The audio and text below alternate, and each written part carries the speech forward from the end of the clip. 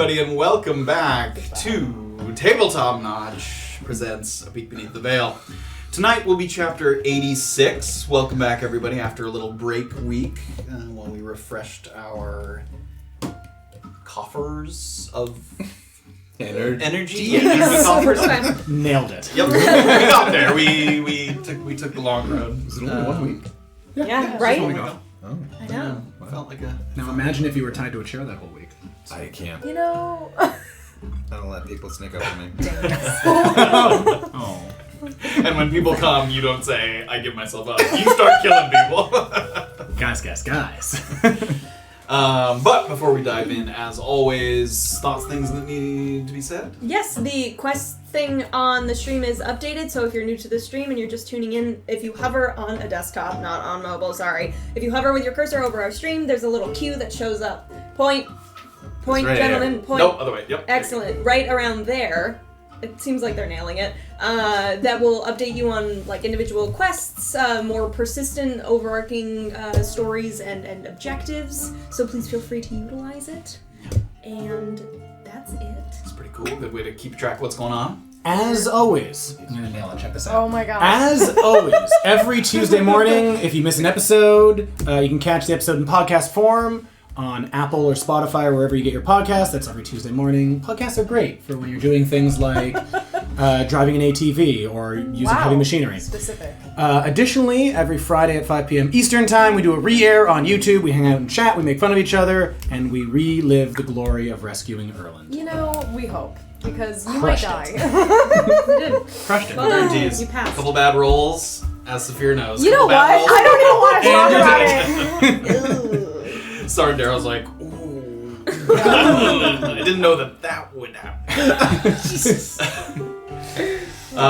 Great, we're gonna come back and do the recap and everything, but before we begin tonight, we do have one important bit of news, which is that the brilliant and talented Leah Pressman, who plays our resident pawn chaser, Bizarre Quippler, will be no longer adventuring with us going forward. The winds of Antisuyu are ever changing, and sometimes life takes us in different directions.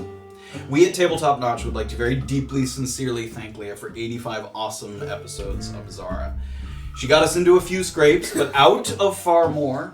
And she treated us to some really fantastic role-playing moments, such as Crumb, the optimistic drunk, the son of the son of the son of the son, and her endless delight at discovering exactly what a potion of fire breath was, henceforth and forever known as hot juice. From the bottom of our hearts, we seriously, sincerely wish her the very best, and we say goodbye, not once, not twice, not 3 times, but 4 times, because that's a solid number. Thank you, Leah. Your presence on our stream was a gift.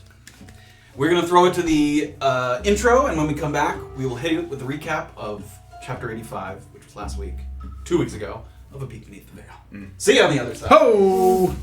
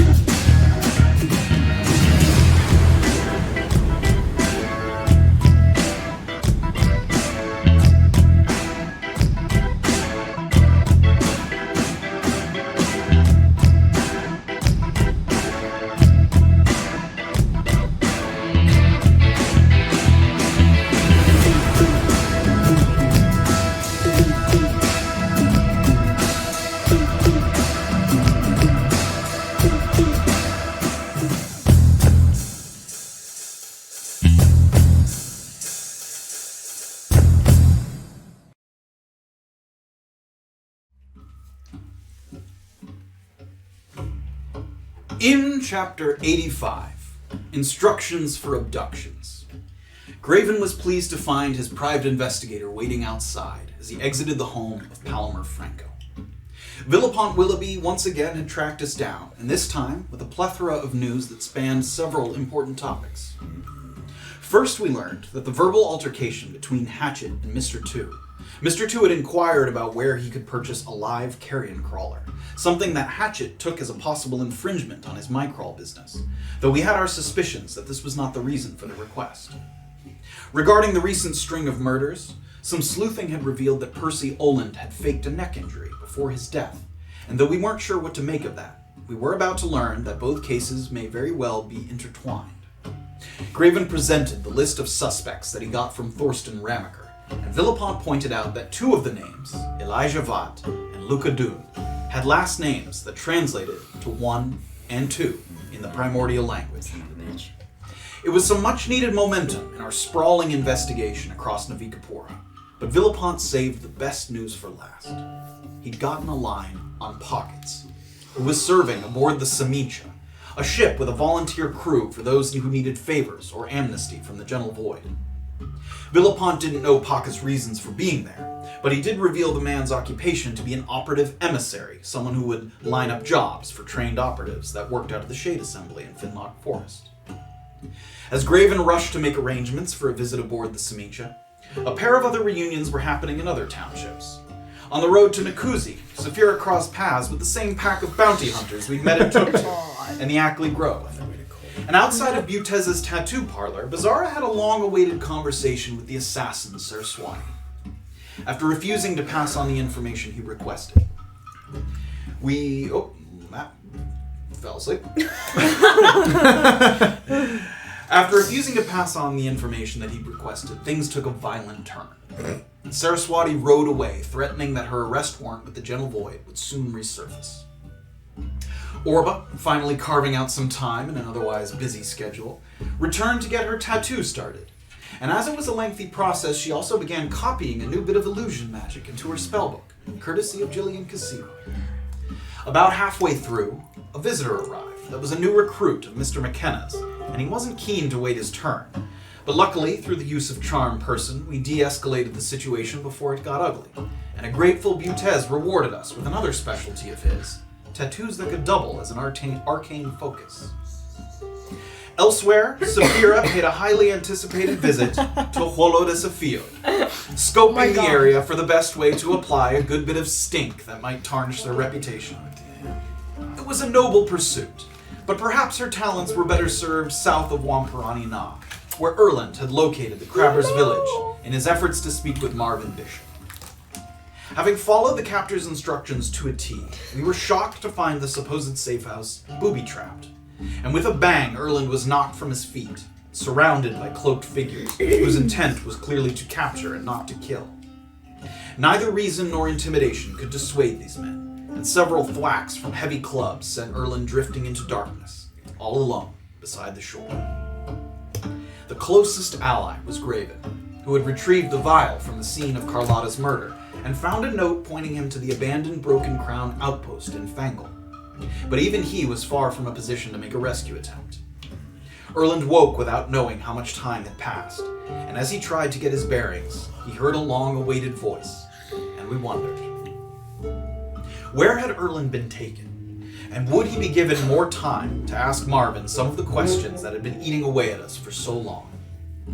What was Graven about to unearth at the origin of the infamous poo pipe? And between her gambling winnings, her new spell, and her specialized tattoo, was it coincidence or fate that the worse Erland's day got, the better Orba's did? We find out now, on Chapter 86 of A Peek Beneath the Veil. Sorry, bro. It didn't even occur to me they could have taken me somewhere. I didn't either. I'm like, oh shit, Wade is not in the house. Nope. Making for the coast, after a troubling run-in with Saraswati, Bizarra was welcomed to Wamparani Na by a pair of Gentle Void dock workers who'd been sent to keep an eye out for her arrival. She was relieved to discover that they were there under the orders of Mohan Fowler, but the next bit of news was more than a bit concerning.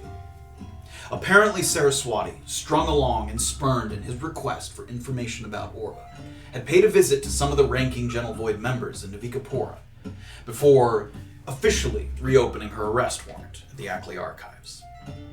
This meant that Bizarra could very well be walking into a township filled with mercenaries, chomping at the bit to collect a handsome reward, if it weren't for Mohan's warning. He implored her to take up his offer to catch a boat to Kirov. But tempting as it was, Bizarra couldn't bring herself to flee from the country she'd fought so hard to stay a part of. Still, she acknowledged that the heat in Navika-Pura bore too much to handle, and the need to evacuate was dire. Not wanting to get herself or her new companions into a mess of trouble, she thought it best to stick to small villages, country roads, out of reach from the long arm of the gentle void. As she saddled up and rode out of the city, she took a long look back and remembered fondly these past few weeks. The moments of being part of something greater than herself, and the promise that she might one day recapture those feelings of pride when she'd rid herself of her wanted status. From Reina Kuros to Pibrov Vladzrud Vodzothengi, from Ferd to Chip Amberbelly, she knew she had people counting on her, and she wasn't about to disappoint.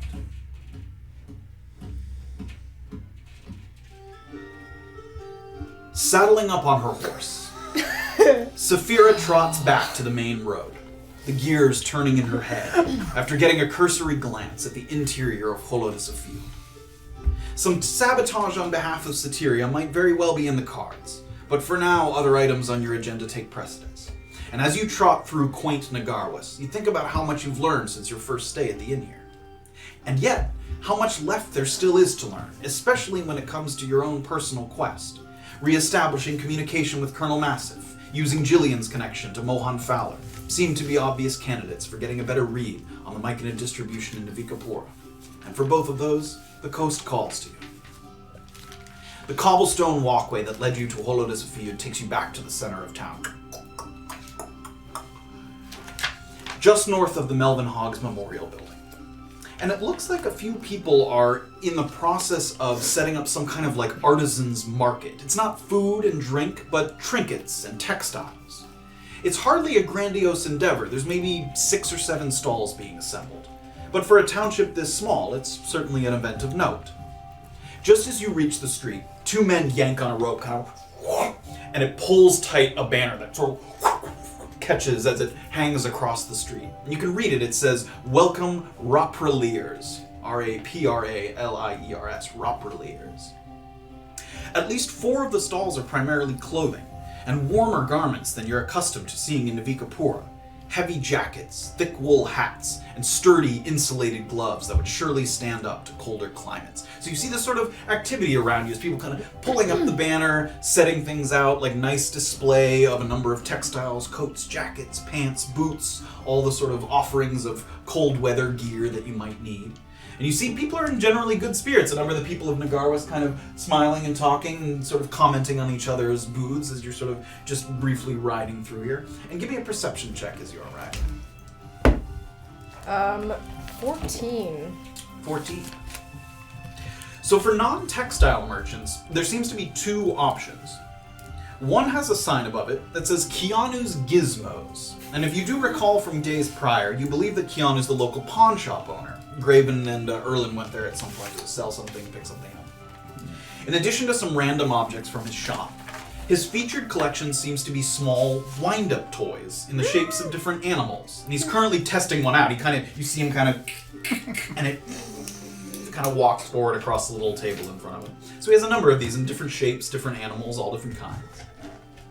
And the other table that you see that's been set up just outside of one of the nearby homes. The home itself is this really tiny little ramshackle building on the inner part of the bend. Let me actually bring it up on the map.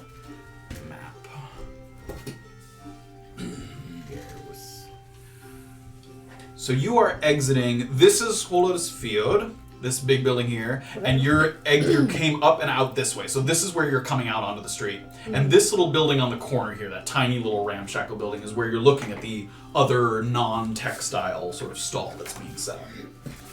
It's very tiny and it's so run down that you're afraid that even looking at it too hard might knock it over. And if there was ever a man that looked like he could knock a house down with a stair, it's the one seated on a stool just outside the door. It's kind of staring off into the distance. This is the largest human man you've ever seen. This is a behemoth that could bounce Tundor, the burly elf from back at Leopold's garrison, on his knee like a baby. 7 foot something and probably closing in on 450 pounds. He doesn't have Goliath features or Goliath skin tone, but you would not be surprised to find that he has giant in his bloodline somewhere, just based on his sort of size and stature.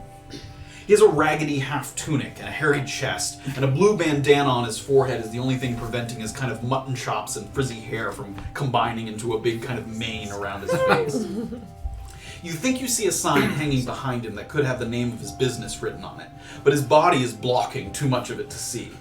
But on the table in front of him, you see various bottles, tools, diagrams, strips of leather, and then dozens of wooden arrow shafts kind of lined up in a table. Clearly some kind of Fletcher offering his wares. So you see the town here in good spirits, a number of people, you see a couple of people that maybe are talking and pointing at the sign, maybe about what it's about, and then you see the couple of stalls that aren't just standard clothing kind of around the area. Okay, I'm gonna kind of walk towards the guy with the large guy. Sure. I'm so drawn to you. I'm kind of, I'm on my horse, I'm mounted, You are, right? yep. I'm gonna dismount my Okay, sure. horse and just Hop kind of down, walk. kind of look around and walk the horse through. And I'm gonna walk over to that stall and start sort of looking around at the... Sure. Do I recognize any of the wares that he has? Would I know sort of any of the stuff that he's selling? Recognize it how? I mean, like, have I used anything? No, in that's on this fact, table? they don't look constructed yet. Like the arrow okay. shafts are just the wooden shafts, and you see also like arrowheads to the side. It looks like maybe he sure. assembles them, but none of them yet are assembled. Very cool. Yeah. Okay. So as you kind of walk over, he's sitting there in his chair, and he's kind of staring straight ahead, doesn't really acknowledge you, but then as you step kind of in front of his table, he looks up. Hiya. What do you make here? I'm a bit of an archer, so curious. Make arrows. Right. Okay. Do they do anything sort of special, or are they just... Yeah, that's what I make them special for you. Oh, right, okay. You tell me what kind of arrow, what you want them to do, and I make it. Oh, wow, okay. So if I wanted you to do something, you know, say that would go a farther distance, can you do that? Yeah, I can do it. Oh, right, okay. And these, I'm kind of gesturing to the, like, potions. Are these for coating? And poison, and elements, and you put whatever you want. Right, okay. Do you have, like, a menu of some kind? Like a... No. Right, of course not. Right. I'm an artist. Yes. Right, okay. You tell me the kind of arrow that you want, and I'll make it. Right, okay. You have an imagination. Got it, okay. Right, and I'm gonna kind of look at, can I deduce, since these things are so vague, can I deduce from the shape or like any of these arrows what any of them would do, other than give just me an like maybe investigation going check. farther? Okay. And you give it with advantage, you know your arrows more or less. Oh, Around an arrow. What do you say about the left hand? that one bounced and it was better when it bounced. It's investigation, you Yeah. said? 17. 17. I mean, as you look at the table, he has a variety of... They're small, you know, nothing dangerous, but like vials that look like they might have poisons in them. I mean, he has a number of... He has some bowls of like more... maybe magical or arcane looking things, like bits of crystal and things. I mean, this guy looks like he has kind of a palette available and that he mixes and matches based on your needs. So if you tell him maybe what kind of arrow you're looking for, you can see if he can make that. Okay. Right, okay. So, what I had before, I had something that was sort of an ensnaring arrow. It like created a trap. Could you do something like that? If I hit a creature with it, it would stop it moving. No, it's easy. Oh, easy. Right, okay. How much would that cost for a few of those? I have to... for 10 gold per. 10 gold per arrow. Yeah. Right, okay. And if I wanted something that would just slow something down, just slow it down a bit, do you have an estimate for that? He sort of looks at some of his materials, it kind of shakes one of the bowls, that's a little crackling kind of crystal inside. 8 gold. 8 gold, okay. Right. How about this? I'm going to get 3 of the ones that slow something down. Right? And then I'm gonna get... You said it was 10 gold for something that would trap it? Yeah. Right, okay. I'm gonna go ahead and get 4 of those. I'm sure I have enough money for this. I think I do. I just had to got throw 10 in gold around. Nothing more complicated? Oh, complicated. What would that be? Challenge me. Okay. What about something that hits something undead? Something that's incorporeal. Do you have anything that can do that? Okay. Sort of takes and he takes a little sort of a vial or something and he sloshes it around and it has kind of a sparkling blue. It looks maybe like sort of holy water-ish. Oh, and he wow. sort of so puts it to the side. Amen. How many of those? How much do you imagine? Looks at the vial, the holy water. 15. 15, right, okay. We'll go with 2 of those. I've got to do now. I've got to keep track of how much money I'm Takes out spending. our abacus. I know. Beep, beep, beep, beep, beep, beep. Shut up. 94? So, because it's, That's not how many you said of each. You wanted... I wanted 4 that are 40. Mm-hmm. That are 10. Well, yeah, 4 that I are got 10. 94. And then 3 that are 8. So, okay. Shh. I swear to God. 2 degrees later. Okay. It's 94 gold. That's how much I owe so far. Okay. Right. I'm trying to think if there's anything else. Do you have something that's I see you've got some poisons. Something that would sort of I suppose just do a lot of damage? How bad you want to hurt? I mean, very, very, like, imagine this is being used on a monstrosity of some kind. Ooh.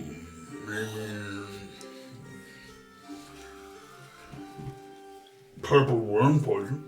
Wow, okay. Am I familiar with that? Do I know what that is? Yes, it's a very rare and potent poison that might be really expensive, but... Okay, wow. Right, right, okay. 220. 220. Right. Wow, that might be a bit out of my price range. But yeah, so how does this work? Do I you build these for me and then I come back and collect them? 4 or 5 hours? 4 or 5 hours. Oh right, okay. Do I pay you half now or? Half now. Okay, half now, sure. I'm gonna give him half of 94. Sure. Which is? Which is a number that I know. What? I don't know. I can't fucking. Thank you. I was never gonna be She'll able to never do that learn. in my head. Please, Now and I then have to do that number, take away 47. I'm not cut out for this. Oh my god, this is too much math. I'm never shopping again. Okay. I'm All gonna right. get you like a Quicken book loan. Quick- program. QuickBooks. So Safira bad. QuickBooks. Right. So 4 or 5 hours, I come back and you have these ready for me? Worm. Awesome wyvern poison. Not good purple worm poison. Oh, okay. What was the name of the poison? Wyvern poison. Do I recognize that? Yeah, wyvern poison comes from the glands of sort of wyverns, yeah. Okay. It's less potent than purple worm poison, but... Right, and how much for those of you? 40. 40, right. Okay, I'll think about that one, because I can come back to you. I'll be here for a bit. Well, we'll see. Right, well thank you, it's nice meeting you. What's your name? Sam. Sam. Okay. And you recognize that, actually, as he says the name. When Butez got his tattoo equipment commissioned, it was from Sam. So he's like a very fine artisan of sorts. So yeah, when he got his needles commissioned, he came to Sam to get them commissioned. Right. Well, thank you, Sam. This is great stuff. See you soon. Thanks. And I'm gonna kind He of immediately starts to kind of get the materials together. look at the other booths, but I'm not trying to stand here and shop. So I'm gonna mount my horse again, and then His booth is also very close to that sort of gizmo booth, the sort of his gizmo. So you see it again, kind of. They're like one's like a little fox, one's a little pig. It's kind of. And you can see him kind of looking at you. He just saw you like make a pretty expensive large. transaction with Sam across the way. So sort of, hi, if you need anything. Right. Gizmos of sorts. Those are lovely. Yes, they're all made of recycled materials. Very good for gifts and things. Right. Is there a wolf? There's a fox. A fox? Okay. How dare he? The audacity. Trying to put the fox toy in. Yeah. So, he has all these little gizmos that I'll show you. They all work very similarly, and I apologize that the text of these printed out very small if you need me to tell you what they say. Basically, they're all little sort of cube-shaped animals. Oh, come on. And they all start the same way. So all of them take an action to like wind up, and then they kind of walk forward, and then each of them do a little something different. So example, like the pig one, after it walks forward, it makes like a flash of pink light. Like little things. Each of them has kind of a little... Yeah, like they do little sort of very generally Can you small put things. one quickly on the thing so Yeah. folks know? Hand me... Take the big one. Well, I'll just show it for well a second, and then I'll... Yeah, so the gizmos look like this. Oh my god. They're little wind-up toy gizmos, and each one kind of has its own very small, like the squid one, after it walks forward, it kind of like makes a little ink splots. So, you can, so they all have different little effects. You can take a look at his thing. In fact, if you wanted to take a little look, we can pivot to somebody else for a moment while you browse his wares. Yeah, I'll take a look. Sure. So Safira takes a look at Keanu's little... Oh my god.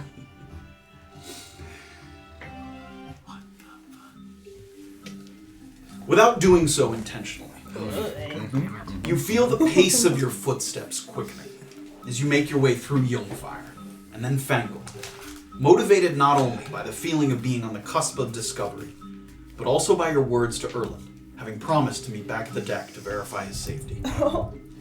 You've passed by it before, but for the first time you head into this little plaza at the end of the road coming from the Garwis. There's these 4 stone structures, and actually I can bring up the map for that one too.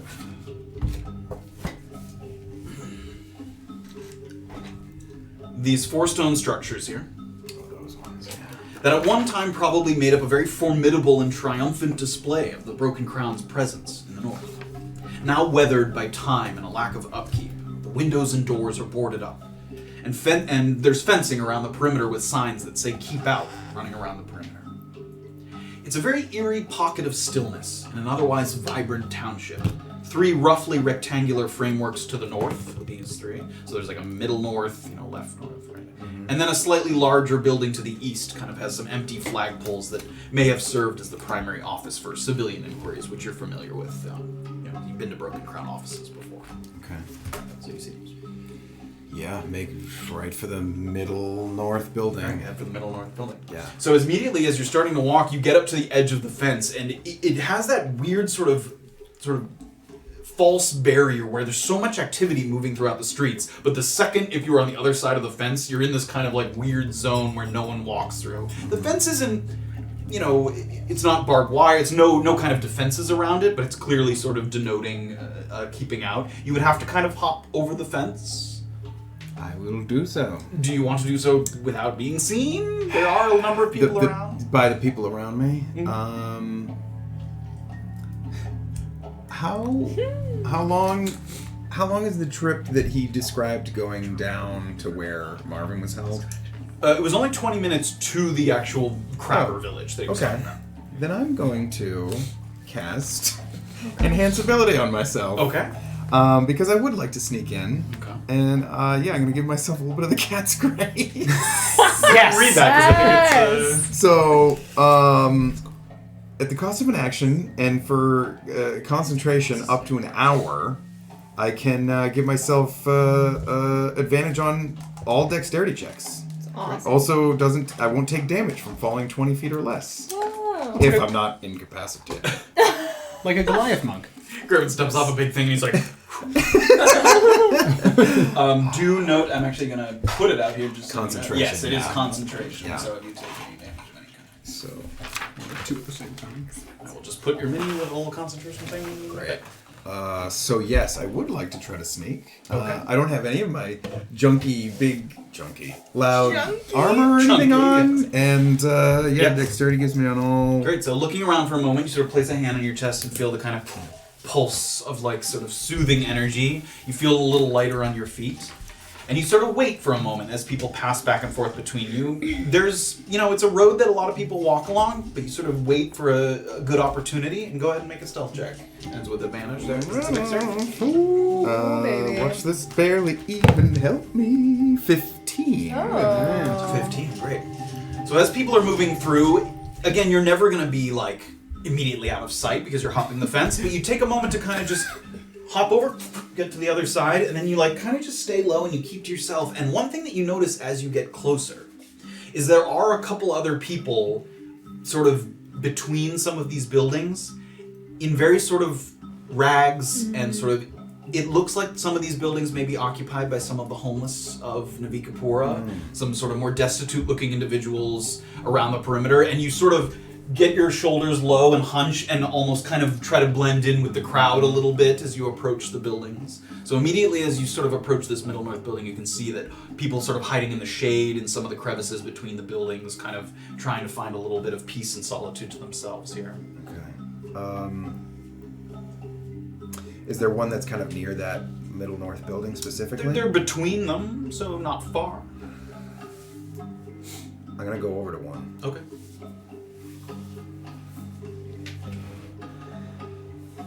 Carlotta met someone here. I don't know. Look at me. Carlotta, do you know her? Yeah, She died. I heard. Before she did, she met someone here. Did you see anything? Do you know who she would have met? He points to the Middle North. She went in there. Ask them. Make my way. And as you're sort of walking, Gotta cover and go. you push open this door that sort of scrapes against the floor. Light pouring in from the outside. And immediately you hear almost like kind of bugs being revealed in the light, the shuffling of kind of, as it seems like people skitter out of the way of being seen as you open the door. Blankets being pulled up to shield several pairs of eyes. And in its defunct state, this barracks-esque kind of room, you see a number of like rows of bunk beds, sort of barracks-esque, has clearly been claimed by some of Wampiranina's poorest, making use of the remaining frames as a place to lay their heads. In their rags and with looks of concern, they kind of recoil from you as you stand in the doorway. Perhaps a dozen or so unkempt faces, various states of malnourishment. In addition to the few beds where the wood hasn't rotted away, there are some splintered chests at the foot of the beds. Again, familiar to you in these sort of barracks, you would have a place to put away your belongings. But now they're mostly open and filled with straw to provide additional places to sleep. Unsure of what to make of you, some of them turn away, some of them hide. Others brandish, kind of, not at you, but they reveal sort of cheap knives and even sometimes just a piece of glass as they're sort of trying to make themselves, it's clear that they, have the ability to defend themselves as they see someone that they don't recognize. So you can see this. And they... Is there like a piece of wood or some other kind of? Yeah, the splinter piece of wood from the bunk bed stuff. Yeah. I'm gonna pick it up and like raise it over my head and like as quickly as I can make it immediately emit like the brightest white light that I can, like right above me. And the whole room fills up with light, and again a bunch of people kind of Stop! I would know of who Carlotta met here. A lot of eyes kind of look around, nobody speaks up. I'll go to the closest one. Okay. He has like a broken shard of glass that he... I'm gonna reach down quickly and like grab by the wrist. Okay, give me That's that athletics holding, check. that's holding that. Athletics check. 14. 4. Oh, You reach out and like he brings the hand up with the shard and you immediately kind of grab him by the wrist. And I'll like pick him up to my height. Oh, buddy. All I want is information. And I will leave here. Carlotta. She met someone. Who was it? Make an intimidation check with advantage. Yeah. Come on, baby. Natural 20. Oh. He sort of holds at the wrist, and he sort of feels your strength around his wrist, not sort of, squeezing him, but keeping it firm, and the glass kind of falls to the ground. He lets it fall. There's someone who would come in sometimes. Better dressed than most. He had a hood and a mask. He'd bring a basket of fruit and drop it for us to eat. Don't think he was doing it out of kindness, but just so we'd leave him alone. Either way, most people didn't care, as long as he was handing it out for free. Yeah, he would go down into the waste chamber, and he points over to the corner of the room where there's like a hatch, like an iron hatch that has a little latch on it. He points over in that direction. Don't know why he'd want to do that. Ever since the building went out of service, they cut off the water supply so it never flushes out. The smell's nigh unbearable.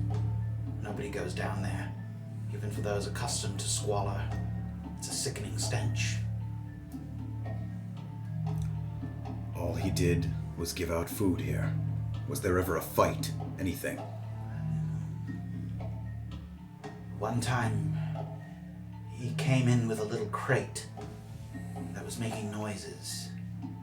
Squeaking or slithering or something in between. Brought it down into the waste chamber, never brought it back up. The crate he had a stamp on it like it came from the ports. But it could have just been reused, I guess. And he left with the crate still squeaking. No, he never left with the crate. He did leave, but not with the crate.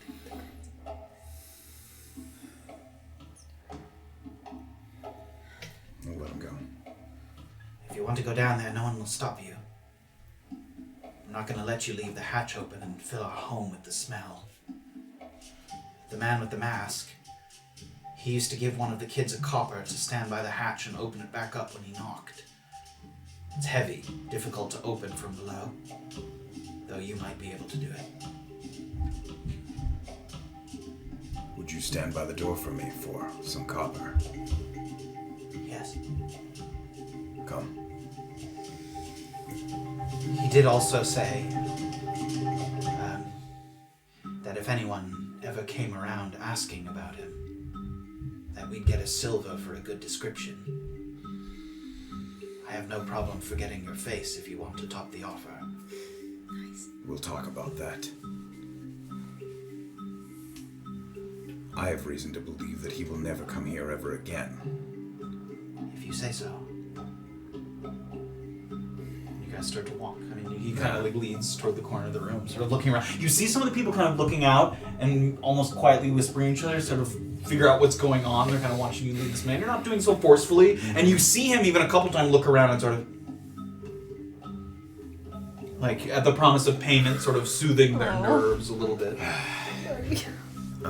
As we're kind of walking over there. So he was the one that spoke to Carlotta. Yes, she showed up one time. The two of them made some kind of exchange. She gave him a little pouch, and he handed her a few vials. We're no strangers to my crawl around here. It looks like that's what it was. That makes sense. Right. Gets over to the corner. You see his kind of iron hatch, and it looks pretty heavy, and you can see the way it's kind of built. It kind of, as it closes, it doesn't make an airtight seal, but it creates a seal. So from underneath, with a really good push, you might be able to get it up, but it's much easier from this side. It has like a handle and like almost like a little lever that kind of, you can pull it open. So it's easier for someone to operate from the top side. Okay. He's the only one kind of in this general area. Now that you've walked over the corner, yes, yeah. Okay. Most of the people were hovered near the beds that were sort of near the front of this sort of barracks kind of building. Okay. I'm going to take out a silver when I knock. And there's more where this came from. All right.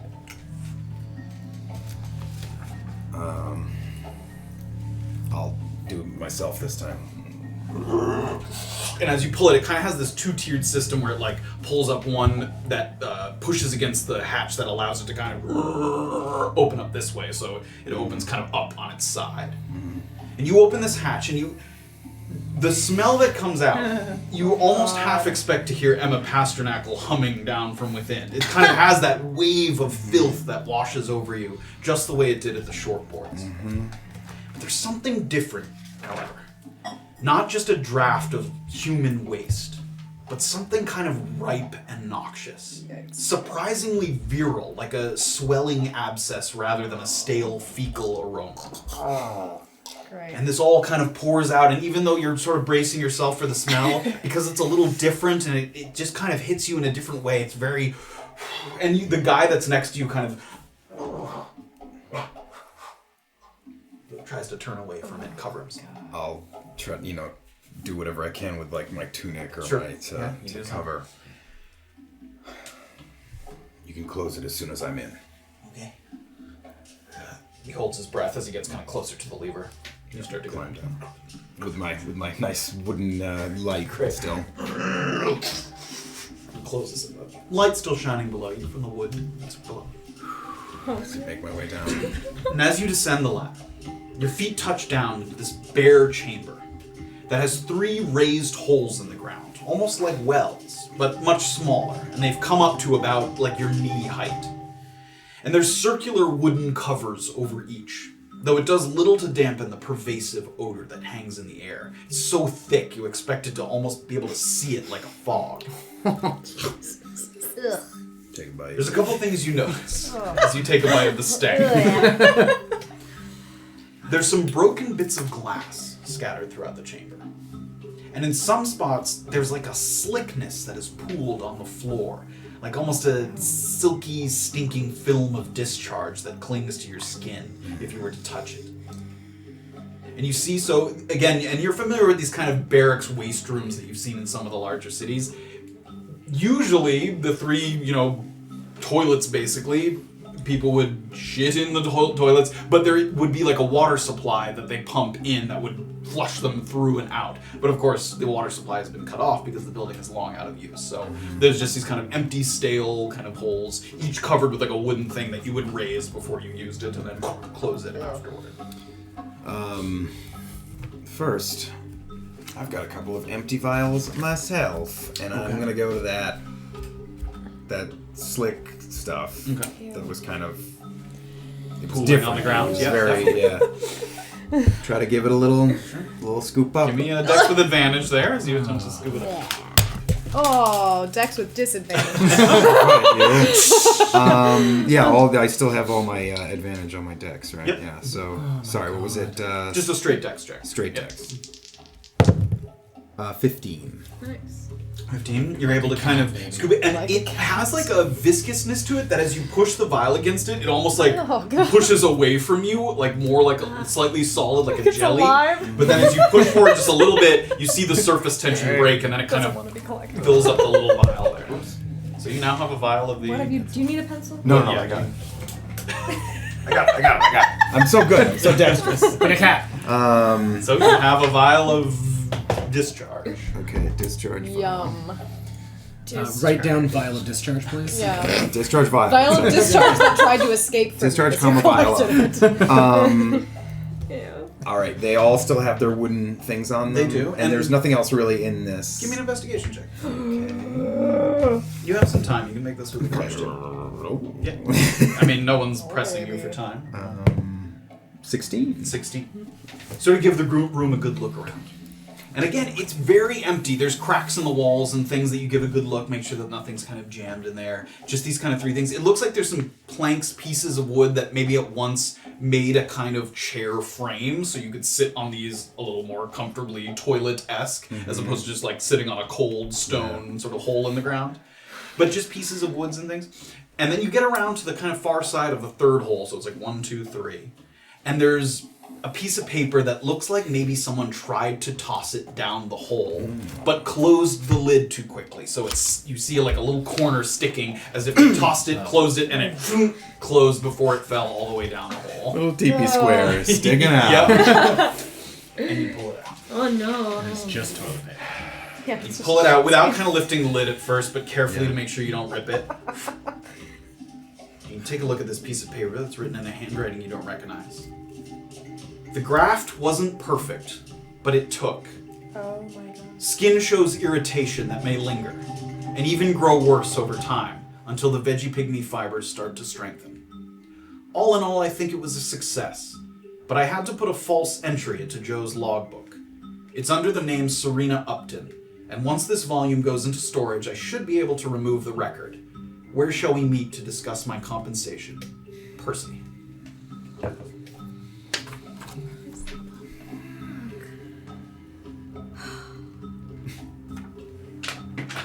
Back. Yeah, I'm gonna take each one off and kind of take a look down. Give me an athletics check for the first one there. Do like toilet bowls? Yeah. Athletics 21. 21. The first one, you get your fingers underneath, and you kind of. This one seems like, it was pretty loosely laid on top there, and immediately kind of. And that sort of wave of stink washes over you. What you look down goes down. I mean, it goes down and then slopes off, but nothing that you can see in there, and definitely too small to get into. Yeah. You would get stuck like one leg real quick. Okay, Can't and get even like rescued sticking too. the light right down in there. It's like it starts to slope off, so you can only see down maybe 10-15 feet before it totally is out of vision. great. Let that one down. Give me an athletics check for this.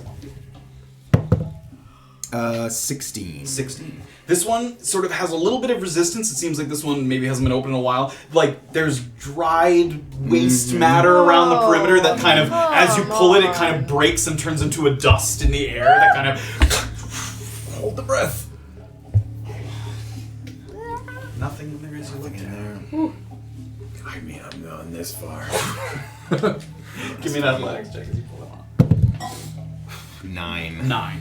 You go down, and this one seems used even less than the others. You start to give it a pull, and kind of the wood kind of bends a little bit, as it seemed like when it was placed down, it's not like a perfect seal, so it kind of got stuck, it got jammed a little bit, and you start to pull on it, and as you're pulling on it, you hear a noise that's like a little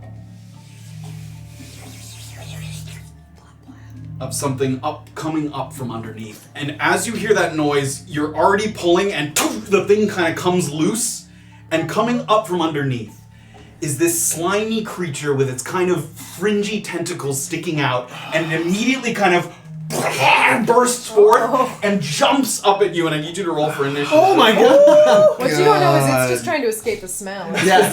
Yeah.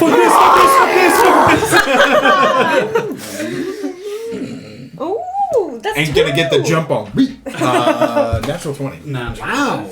Well, you are, unless he rolls it. What the hell am I gonna have to do to this thing? Are you making an initiative thing? Oh, I can. You don't have to. No, I God, can. how many Great. poo pipe skinks are there? Oh, poop like skinks. It is Graven and a juvenile, and you recognize it as it comes up. Carrion crawler. Oh. We've heard those, haven't we? No. I think you just have heard about them Yeah. a decent bit. What are they called? Carrion crawlers. Oh. That is the We have creature those. that Makes they the poison. extract. Makes the- They extract the poison from, and it makes my crawl. That's like the heroin part of Yep, it. that's the part of the. The less fun part Part of of the speedball. Antitoxin is pre. You have to use it beforehand. It gives you advantage against being poisoned. Yes. Okay. But if you were first, you could attempt to chug one and take them ahead of time. There are potions that do help you after you've been Yes. poisoned. We just Purple don't and have Collie any. Pellets is yeah, one of that. we just don't have any. Right, of I can't course. believe I used one to not be drunk. What was the carrion crawler's number? You had to. He's just We're gonna second. do It that. doesn't. It's just the two of them in here. My pen is You red. had to. I know. Oh no. It's dry. It's dry. You That's like like research the- right? It's that thing to I don't know, that one was pretty dry. Quite sticky. Well, then what's the point?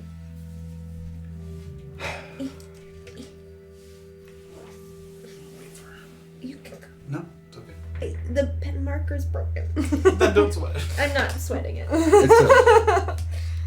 When Butez goes to pick up his instruments again, Oh, shit. Yeah. That's why I'm waiting. I'm freeze framed with this thing. How did I find myself Cut here? away.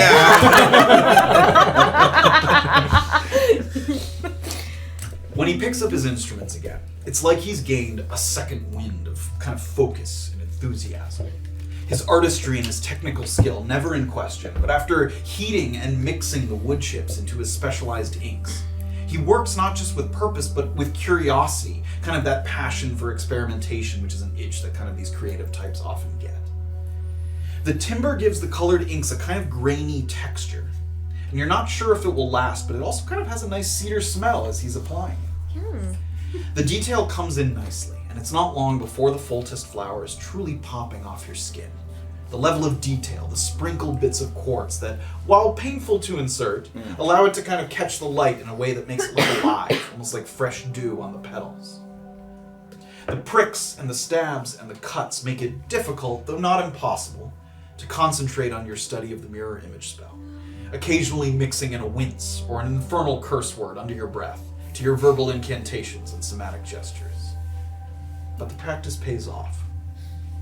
And you know as well as anyone that a wizard must be able to perform their arcane arts through injury and in situations of great stress. So you take it as a learning experience, and you achieve a level of competency that leaves you confident you'll be able to access the spell when it's prepared in the future. You now have access to the mirror image spell. Yes. Cool. Yeah. Yes. The ink is holding together well.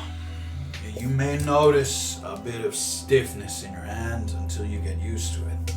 And I wouldn't recommend channeling any spells through it for a few hours at least, as it may compromise the integrity of the tattoo. Understood. But having my normal crystal, and she'll grab her crystal, having that in this hand won't, No, hinder that it? should be fine. Okay. Well, it looks spectacular, because... We're now in the touch-up stage, and it's just a little longer. I'm going to add some finer details, go over some of the thinner lines. Just out of curiosity, that spell that you cast on our rude visitor, Yeah. how long does that last? Lasts about an hour, so I'm... And yet he hasn't returned. Running to Mr. McDonough, perhaps. Or getting friends to back him up. maybe... And as he's kind of thinking there for a moment and about to go back and get some of those, the black inks to go over some of the finer lines of the tattoo, there's a knock at the door. Seems I've tempted fate by mentioning him. Yeah. Do I need to hide or something? We're just about done. I'll have him sit down. He can get his tattoo and go. Okay, because he knows I did it. Yeah. It's up to you. He kind of walks over to the door. Starts to pull the knob. Are you doing anything? Is he opening? I'm still getting the tattoo, yes. It's done, but he was going to go over some of the smaller lines just to get a sort of nice, clean black lines on some of the flower. No, Orba's gonna just stay comfortable in her seat. So Vitez opens the door. And you kind of peek over from the little studio, and it's not the boorish brute from before, but a halfling man, well-dressed with a scarf and a bowler's cap. The two of them stare at each other, Vitez with his kind of slouched, informal posture, and the other man so stiff and neutral-faced that he might be mistaken for a wax sculpture, if not for the fact that he was blinking. Pibraf, Vitez. I'm just finishing up with someone at the moment. It's actually someone that I came here to speak with, if I may. And you see Vitez kind of lean so you can see who's at the door. It is your establishment, but I'm alright. I'm going to prepare a salve that helps reduce the redness and the swelling. I'll be back in a moment. And Vitez kind of walks off into his kitchen area that you saw around the corner when you come in. It's on the left-hand side. Okay. And the man kind of removes his hat, holds it to his chest, and he walks in, kind of slowly looking around the studio at all the designs.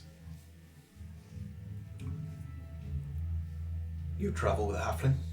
Brown hair, fair skin, chip on her shoulder. Yes. My name is Pibraf Flodsrup Wodzethangi. Oh, hi. Yes. Yes, I know you. I am here to bear bad news, as I find so often to be the case. Bizarra's arrest warrant is soon to be active again. She pissed off the wrong person at the wrong time, and it is not safe for her here in Navika-Pura. As is often the case in life, there was no time for heartfelt goodbyes if she was to get a head start on her pursuers. I don't understand. We were supposed to be leaving Navika-Pura in a couple days anyways. Yes. Well, it seems that timeline has moved up for Bizarra.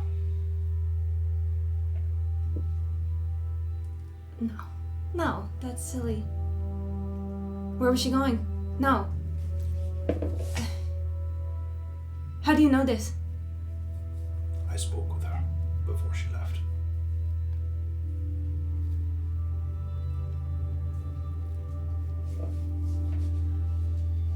It's because of me? No. It is because of her.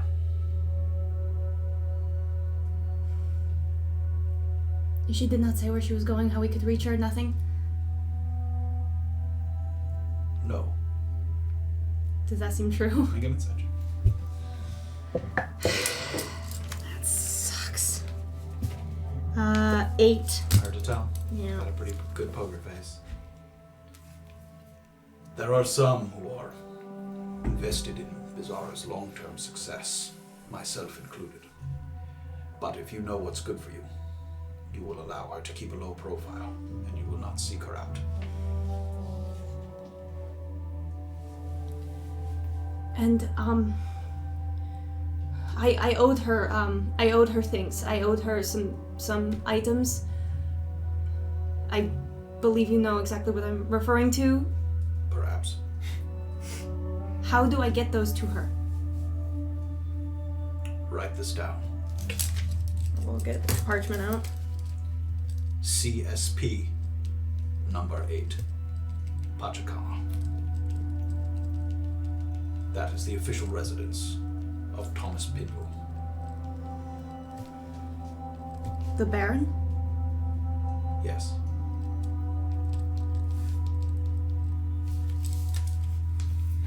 When I do receive these things, I just ship them through the courier service? Yes. The courier service route from here to Pachacama is a well-traveled one. Fairly safe. I don't know how many she had. I don't know either. I don't know how many she needed.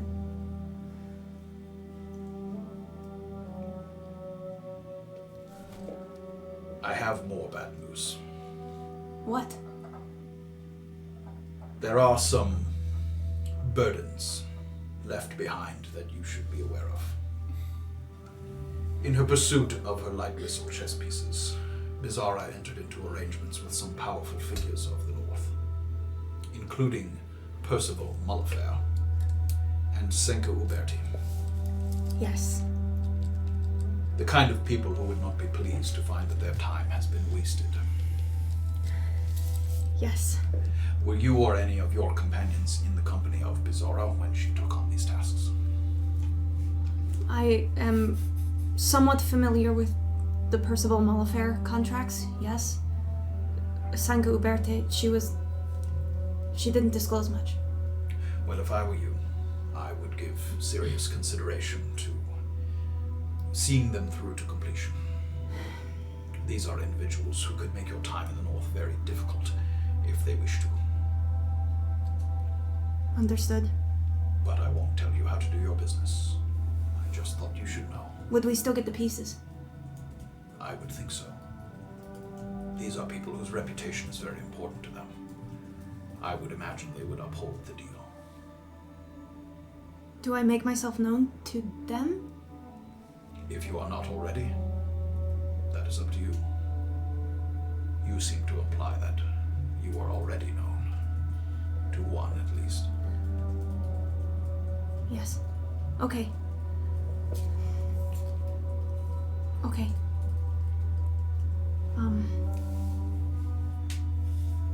Okay. Takes his hat. I'm sorry.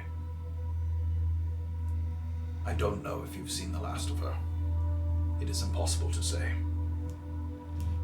But for perhaps the first time in a life fraught with danger, I believe she took not only her own safety into consideration, but the safety of her companions as well. He stands. Thank you. Good day. Walks towards the door. Close behind. And as it closes, like there's no noise in the kitchen, you see Vitez kind of.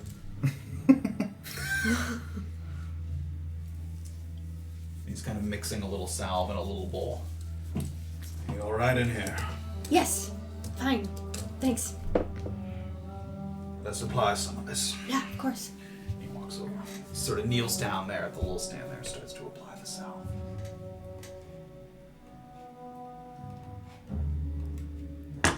The room. It's the music. Music cues, baby. Oh god. The room is dark, lit only by the fire of a single burning candle, and the streaks of light that sneak through gaps in the shutters over the windows. It's enough for a man to slowly come into focus as you listen to his low, tired voice, his dark hair a little longer, and the grays showing through in greater frequency. Not just atop his head, but on his face, where his stubble has grown into an actual beard that covers up his square jaw. Sunken eyes tell the story of a man who seldom slept recently, and yet there is the slightest spark of life as he lays eyes on you for the first time, not separated by the prison that was the wall of force at the Natural Studies Institute. He's heavily bound, just as you are, around the chest, at the ankles, at the wrists. And you're seated, facing each other, at a distance of about 5 feet.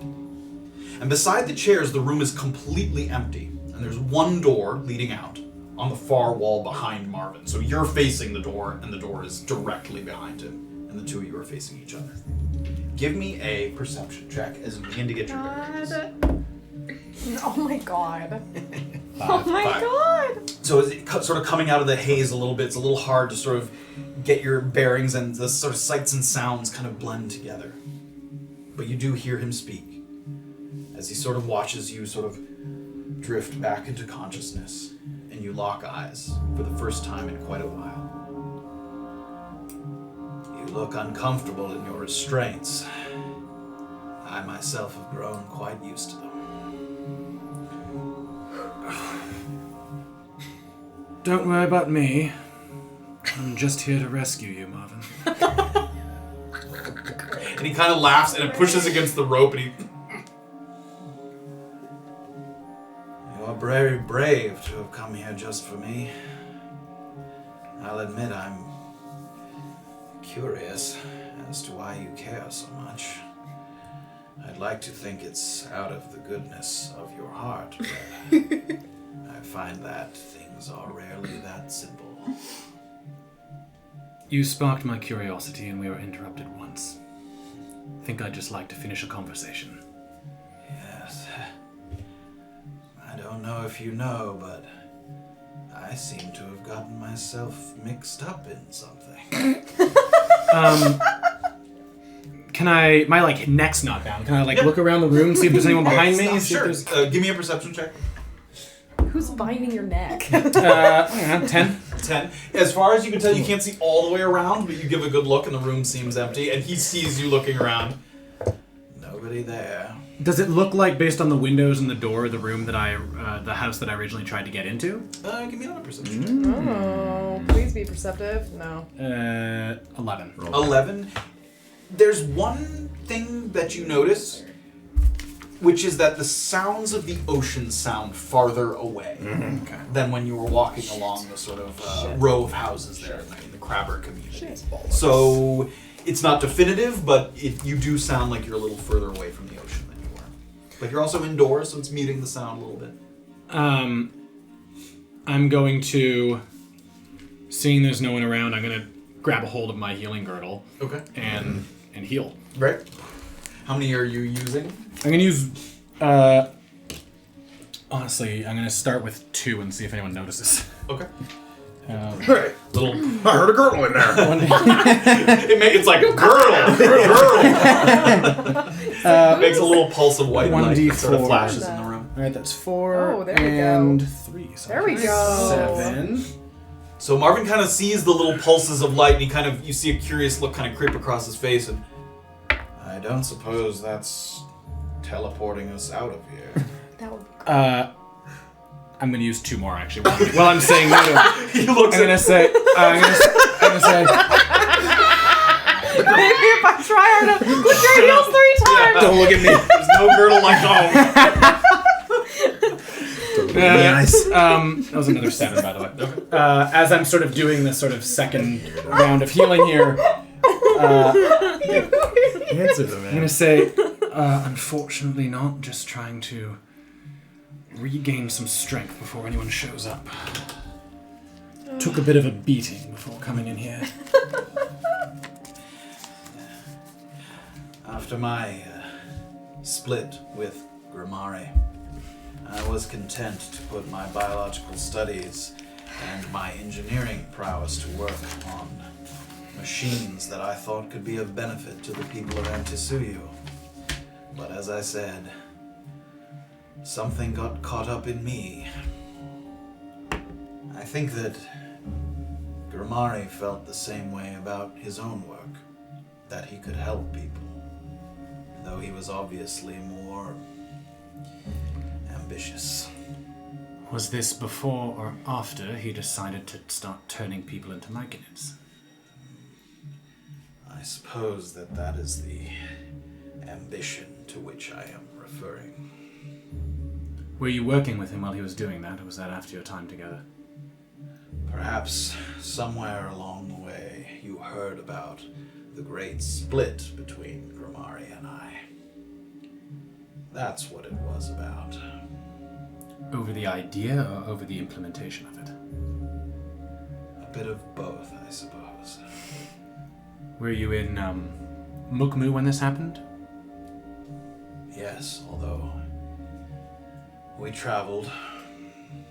Even when he was working on other things, it seemed he always had a part of his brain piecing together how this organic alchemy could be realized.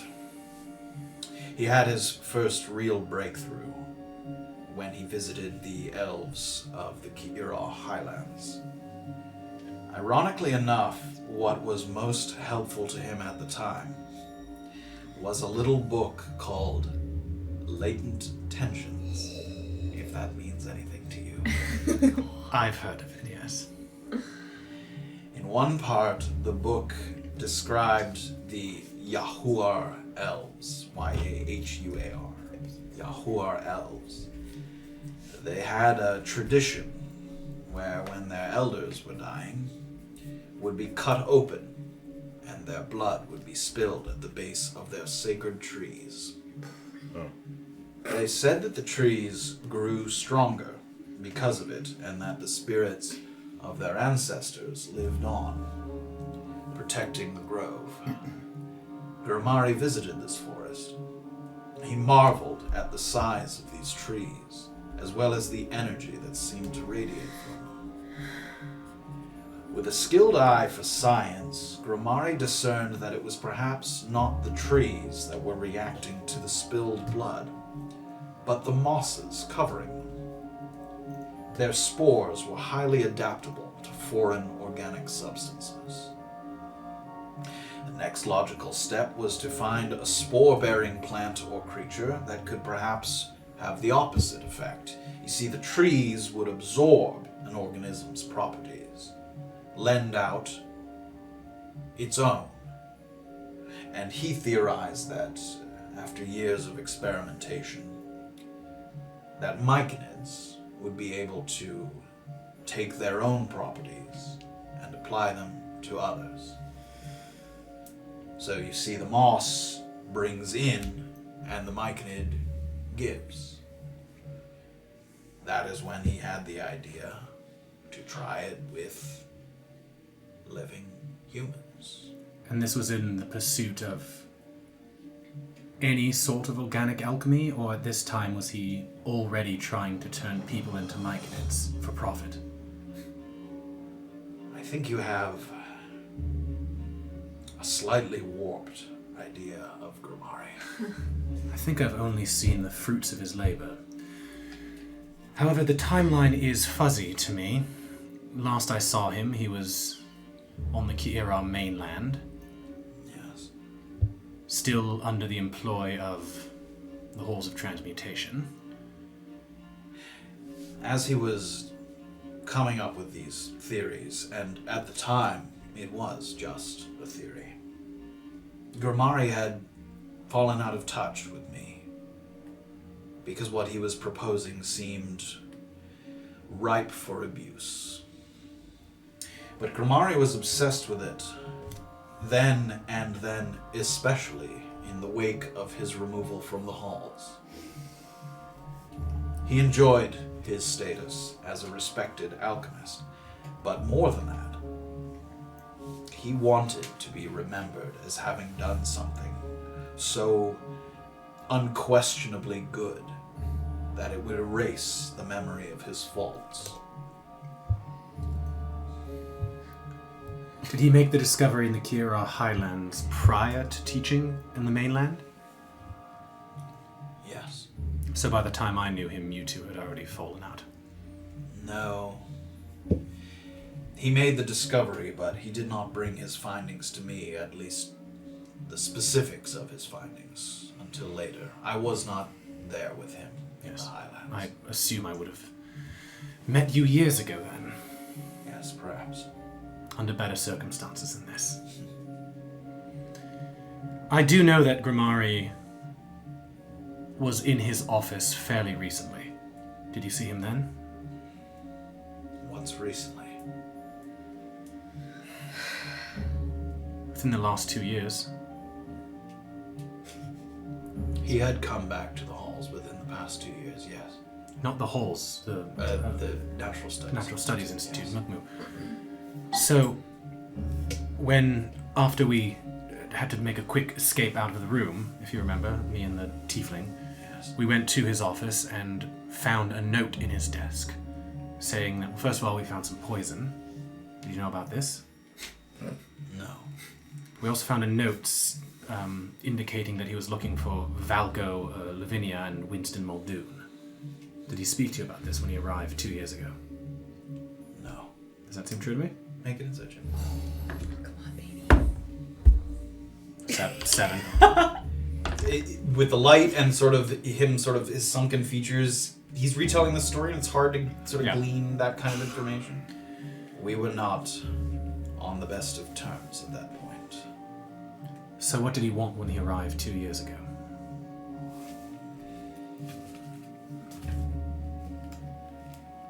He was looking for answers. I believe that he had found someone, not me, obviously, who had belief that his theories would come to fruition. I think he was making plans to see these experiments through. But after his expulsion from the halls, it was more difficult for him to find somewhere where he could safely work. So the myconid spores were his invention. Theorized by him, yes. Invented by whom then? It also could have been him. I simply mean that he brought those findings to me at one point. Did he also create myconid concentrate? The concentrated form of it. I believe so, although I couldn't say for certain. How wrapped up in the expansion of myconid use is Grimari to begin with? Was it his findings initially that caused the sort of boom in Anti-Suyu? No. Myconid extract preceded his interest. I wrote this to you in the one time I was able to write in the grimoire without being under duress, as were that Grimari believed that he could help people and Antisuyu. That by turning the sick and the dying into Myconids, that he could relieve the stress of the demand of Myconids on the continent and likewise prolong the life of those who are already suffering. I'll say it again, but to my knowledge, I never believed that Grimari intended to use these spores on young or healthy individuals. And that's where you come in. In what way? In the way where you were hired by the Lemonade Man. Hired is a funny word. True. Persuaded by the Lemonade Man. I'm not accusing you. I'm simply trying to figure out everyone's part that they're playing in this. Yes, I didn't know it, but apparently there was some rift between Grimari and whoever he was working with. They came to me at first hoping that I would be able to find him, which I couldn't. I didn't know where he was. So they implored me to invent a way to get this gas, this miasma, into the air so they could find out who was eligible for their experiments, I guess. Are you familiar with the specifics of their experiments? Beyond turning people into Myconids? Yes. I was aware of that, yes, but nothing beyond that. There are 3 types of people who, when exposed to Myconid concentrate. There's type A, who are useless to them. There's type B, who at first seem to be a mistake in the sort of process of turning someone into a Myconid. They create these mutants. The elf that traveled with the Lemonade Man, Yes. Norm, was Yes. one of these. A type B experiment. An experiment done on a type B person gone wrong. But now this seems profitable. It seems like they're trying to make more of these mutants. I was not given this information about the different types. This was my sole and only task was to get this gas to rise through the earth. Did you know that they were successful? Yes. Did you know Anson? Yes. How did you know Anson? After Grimari and I grew farther apart, Grimari looked for a new apprentice. Oh. I believe he thought that Anson filled that role nicely. Did he return to Antisuyu after he was shamed out of the halls of transmutation? Grimari? Yes. Did he return to Antisuyu? Because last I saw him, he was in Kira. I assumed he did. I assumed he was working with these people here around McDonough. So he returned to Kira and found Anson. Or Anson came here. All right. One can send a letter. Sure. So Anson comes here, and I suppose he does whatever Grimari asked of me that I would not, which is assist him in these experiments. as far as I know, the only successful implementation of organic alchemy, of turning a person into a myconid, has been Anson. They have him in the harvesting yard, imprisoned.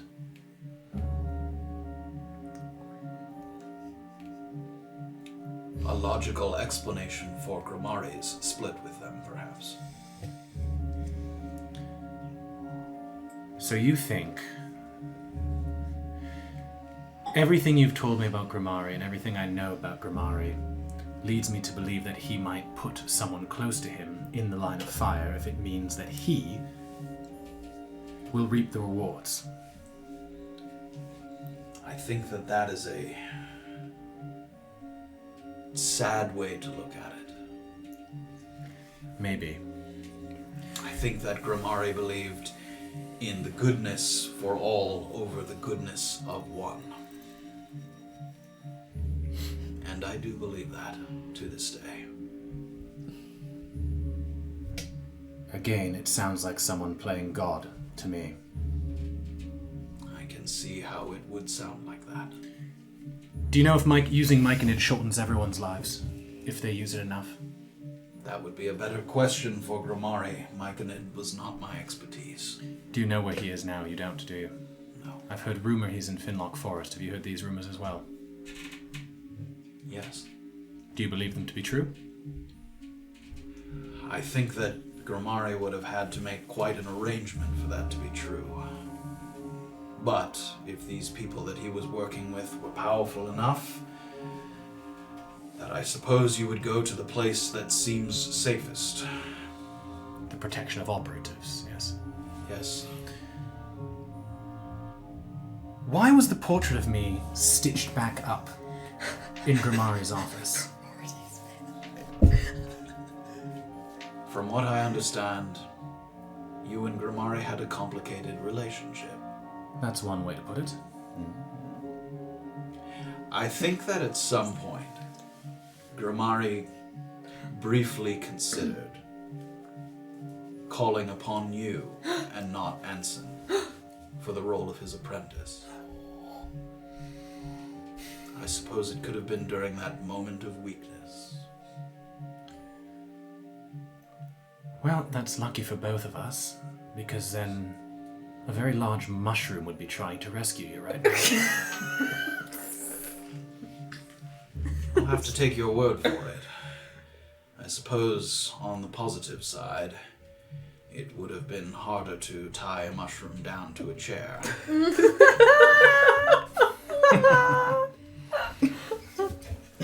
This page you've been communicating with me. We've received, my companions and I, we were at the Mollifer wine tasting, and someone provided us with a note letting us know about GGG P216 and later a way of decoding it. Was that you? Yes. There was a woman of the temple in Mukmu, Sengri-La, a kind spirit and a welcome company on an early morning walk that I would take. She had a flock of pigeons that gathered in her yard that she would tend to, and one day she showed me a fantastic trick where she had them trained to carry messages across great distances. In the early days of my imprisonment, more of the adepts came through my laboratory. Over time, I believe the Lemonade Man and Adept Ethan whittled down who they trusted to keep their secrets. I shudder to think of what happened to those who they lost faith in. After I saw you and your companions at the Festival of Omaso, I implored one of these adepts, Adept Richardson, to get Lady Sengri-La a pair of letters, one with the cut-out portion that revealed the message in Grimari's giant grimoire, and another with instructions to a colleague I have in Orinchupa. Colleague was an old friend of mine, Eugene Marks, and I asked him to get the cut paper into the hands of those who matched your description. I suppose he was successful. I didn't know where or when he was able to get it to you, but those were the instructions. So that was after you saw us through one of the sort of Arcane eyes. Arcane eyes, yes. There was, what was that? We didn't ever see the third eye. What was the third eye looking at? They were all for the pockets. So Festival one was of Omaso, Festival of Omaso.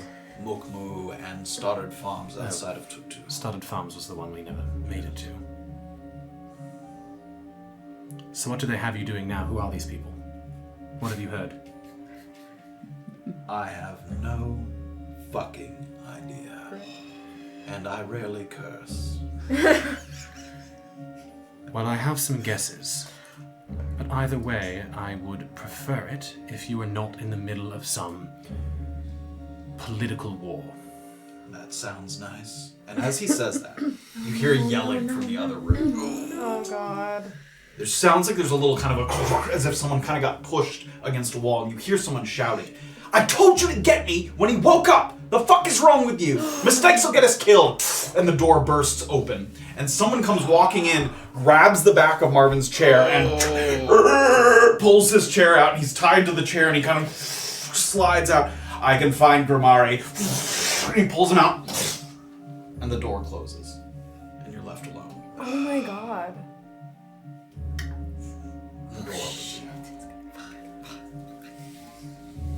The man that enters is human. Surprisingly young. Perhaps even more surprisingly, familiar.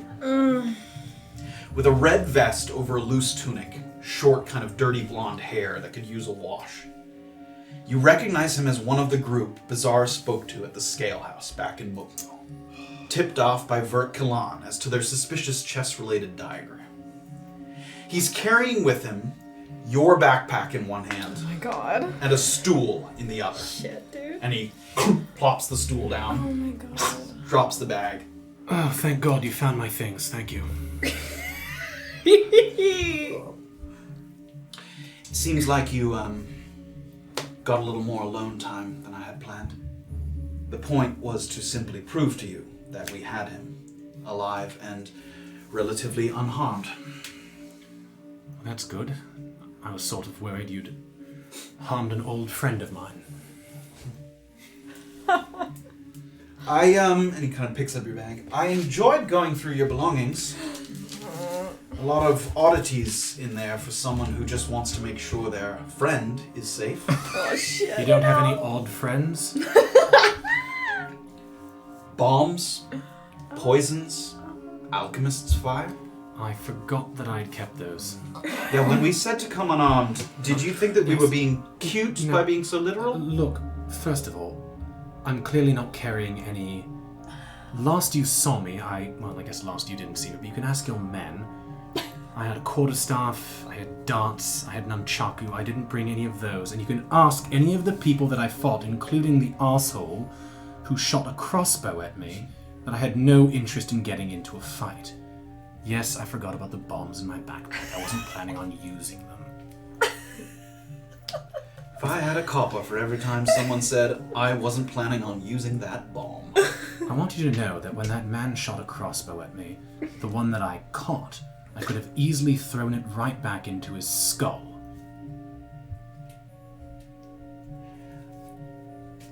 I thought we were believe you. here to talk. You know, one other thing that I enjoyed was the written volumes of notes. Oh my god. And he sort of takes out a stack of papers and he flips through them. Oh shit. I haven't read this much since I was a boy. I mean, seriously, some of these things. Good for you for the continued prospects of your existence, that I didn't see anything that seemed to put you on the side of the Lemonade Man or anything to that effect. Although I did see a melody. Is that Adept Melody? The Natural Studies Institute. Yes. Yes, some sort of affiliation there, I suppose. No, I bribed her. Oddly enough, the other thing that argues against your complicity is this. He reaches into his pocket and he takes out the pawn chess piece that you just got. A light whistle chess piece, correct? Correct. Yeah. The Lemonade Man hates the estate club, so unless you took this off of the body of a dead member, you'd actually be treading dangerous ground by holding on to it. I told your friends at Naupa that I'm not associated with the Lemonade Man. It's their job to not take your word for it. And is it your job to beat the shit out of me after that proving to them? Sometimes, yes. Have I proven that I'm not associated with the Lemonade Man yet?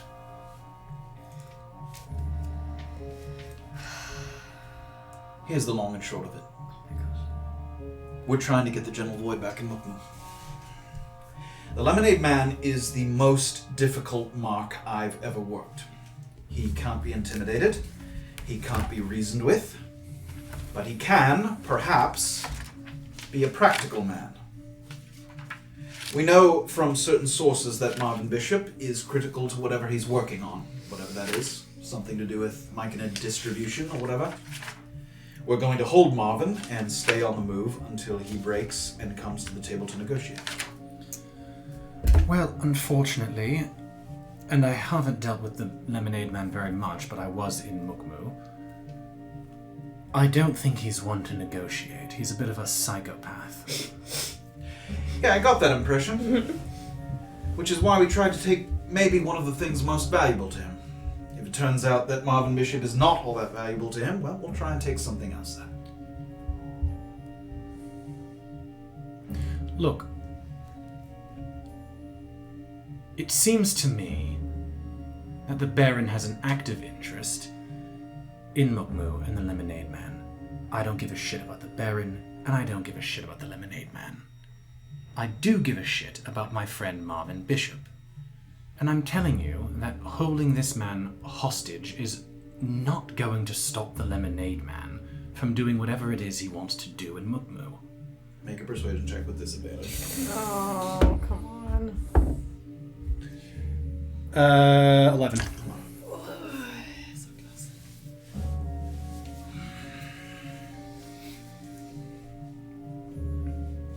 You know, it is that simple, but it's not that easy, is it? Lemonade Man is cunning, and he has killed more than one of my men. Hands of assassins and spies. And then we had the idea to stay constantly in motion, which so far has worked pretty well. And I don't think he would be sending those assassins and spies if he didn't care. So the end game here is to, get traction in Mukmu? Distribute Myconid in Mukmu? What does the Baron want? That's up to him. My job is to get a foothold, so that's what I'm doing. So your job is to get what exactly? A face-to-face with the Lemonade Man? I want a negotiation, yes. A negotiation over what specifically? Making sure that General Void can run the streets of Mukmu without being harassed for it. And why don't you just kill him? Something tells me that you would know that if it was that easy, we would have done it. If I had the entire power of the Gentle Void and the Baron behind me, I would kick down the door of his fucking house, kill him, and then take all the chess pieces out of his fucking well. You'd fail if you tried to do that. You know, the funny thing about cutting off the head of some operations like this is there's 20 shits just like Lemonade Man lining up behind him. You see, we want to make sure that the Gentle Void enters Mukmu and doesn't start a war so that the place is razed to the ground and there's nothing left for us after. You having access to the book, Grimari's Giant Grimoire, that seemed like another trap to us, a way for us to stick our necks out too far. So we did all of this. The dance at the concert to see who you were with, the fake meeting point, and the ambush at the Crabbers community to see if you'd come alone and unarmed, follow instructions. You get half credit for that, I suppose. Now, as you could have imagined, we've switched locations, and when we're done here, you will be knocked out again. So, here's what I'm offering you, and it's sort of a take it or leave it. You can write down whatever questions that you have for Marvin. I don't know what you've talked about so far. That shouldn't have happened. We will inspect the list to ensure there isn't some kind of code or call for help or something that's dangerous to us, and when we are sure that it is not, we will allow him to write a letter and have it delivered to the mail house by tonight or tomorrow morning.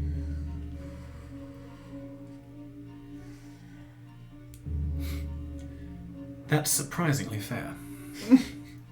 Well, Marvin's no use to us dead. When he becomes of no use to you, what will you do with him? I suppose that depends on the manner in which he becomes not useful to us. The Lemonade Man continues to not talk to you, continues to not come to the table. Probably let him go then. Does that seem true? Make an insight check.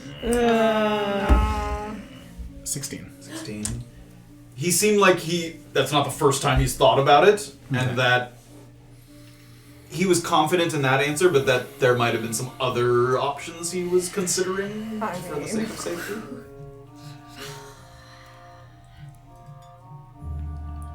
And what if I were to give you a better target than Marvin? All he is. Well, here's the problem with this. Is that if I give you a better target, there's still a chance that you knock me out and take Marvin with you. That's true, yes.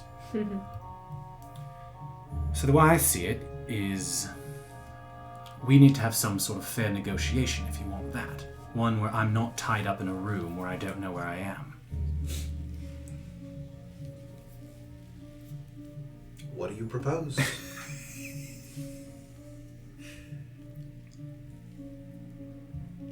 An actual meeting. In a public place. You and me. You bring Marvin.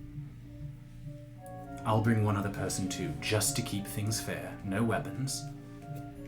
And we have a negotiation to see if we can't offer you something better than Marvin Bishop. No. And why not? Because we have Marvin. And as of right now, he seems useful to us. Right, it doesn't seem to be working. You've had him for weeks. It takes time for pressure to mount. All right. Not in public, location of your choosing. Just us two. You, me, Marvin, and one other person with me. No booby traps, no ambushes. No. You give me the name of the target, and then we talk.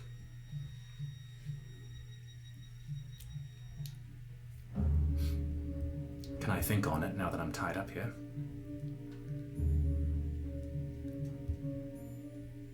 We're not sticking around here for much longer.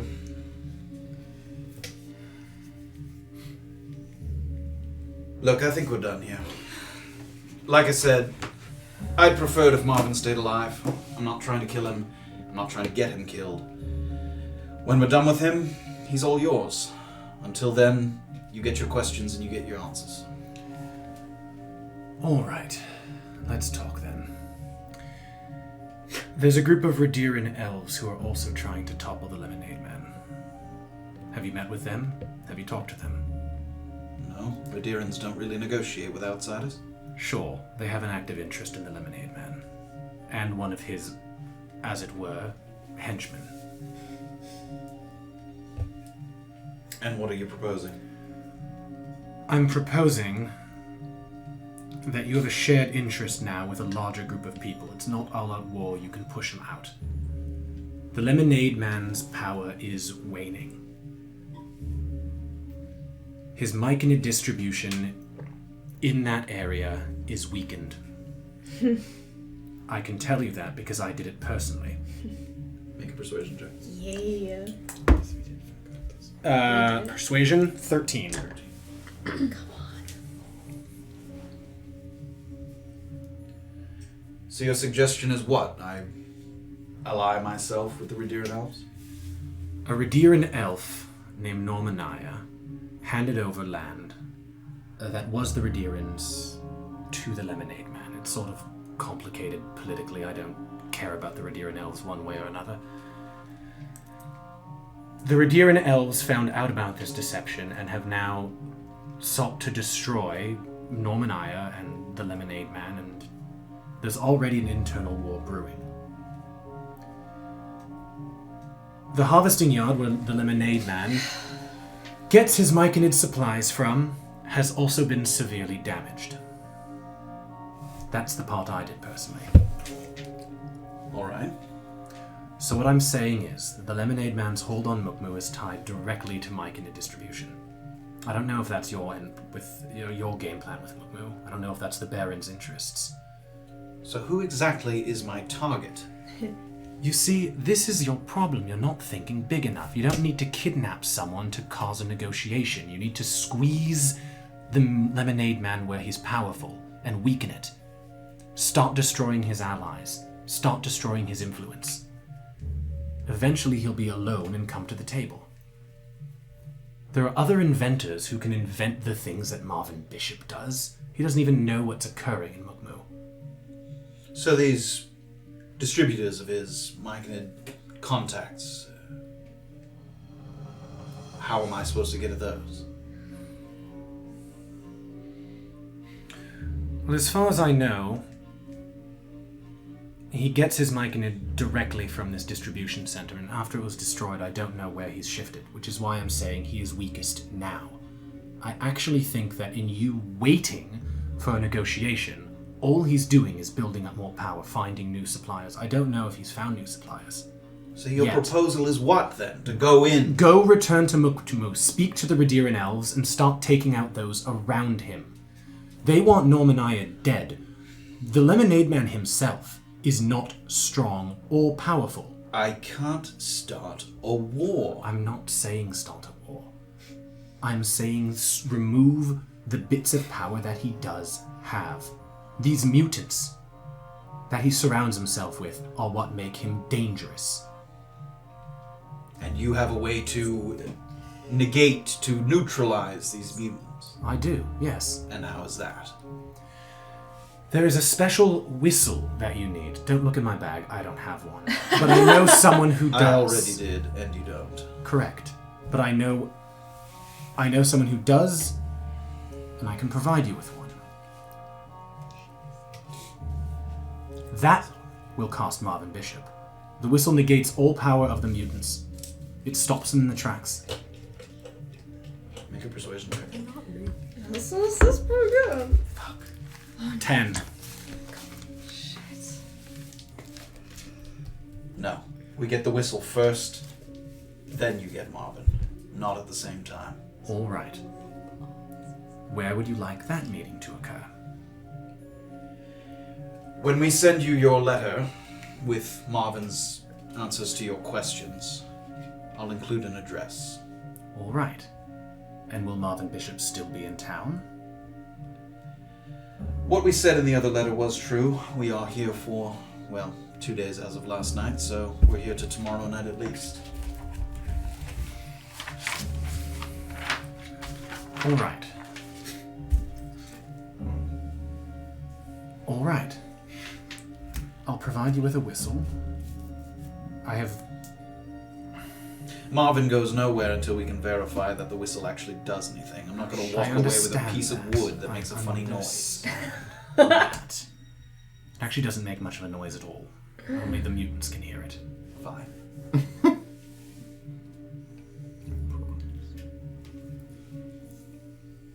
How about a neutral party to validate the whistle? I know someone in town who's seen it work, who I do not travel with.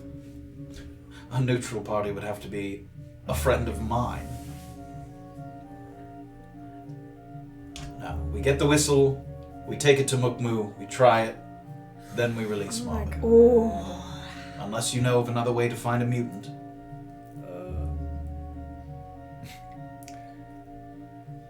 I may, actually. I believe there are people in the Gentle Void trying to acquire mutants now. Or you're my not- area of expertise. So you're not high-ranking enough to know of this? Cute. It's not my area. Sure. God. All right. I'll ask people in the Gentle Void, I suppose, if there are any mutants kicking around Navika-Pura, because I already killed one using one of these. Well, if we get a proper demonstration, you get Marvin. All right. All right. So what, you're going to untie me now so I can write you a letter or something? I'll write down questions for Marvin? Yep, that's exactly what's going to happen. Untie the wrists, I'll give you a piece of parchment and some ink. You can write your questions. You can have your things back. I'm not a common thief. We have bigger things in play. Although I am going to keep this, and he tosses the chess piece up. I mean, Chess piece is a powerful bargaining chip in many areas, so consider it a tax for trying to sneak explosives and put poisons into this little rendezvous. Wow. Oh. Oh. Okay. And he gives kind of a little whistle, and someone kind of comes in, and he's already got the paper in hand. It seems that that sort of part of the negotiation was over. It's another guy, could be one of the other guys that was also there at the scale house with Bazaar. Another human man comes in with similar tunic, a different color, sort of hands of paper, and he has another little stool that he plops down in front of you, places the paper down, little inkwell with a quill in it, takes a knife.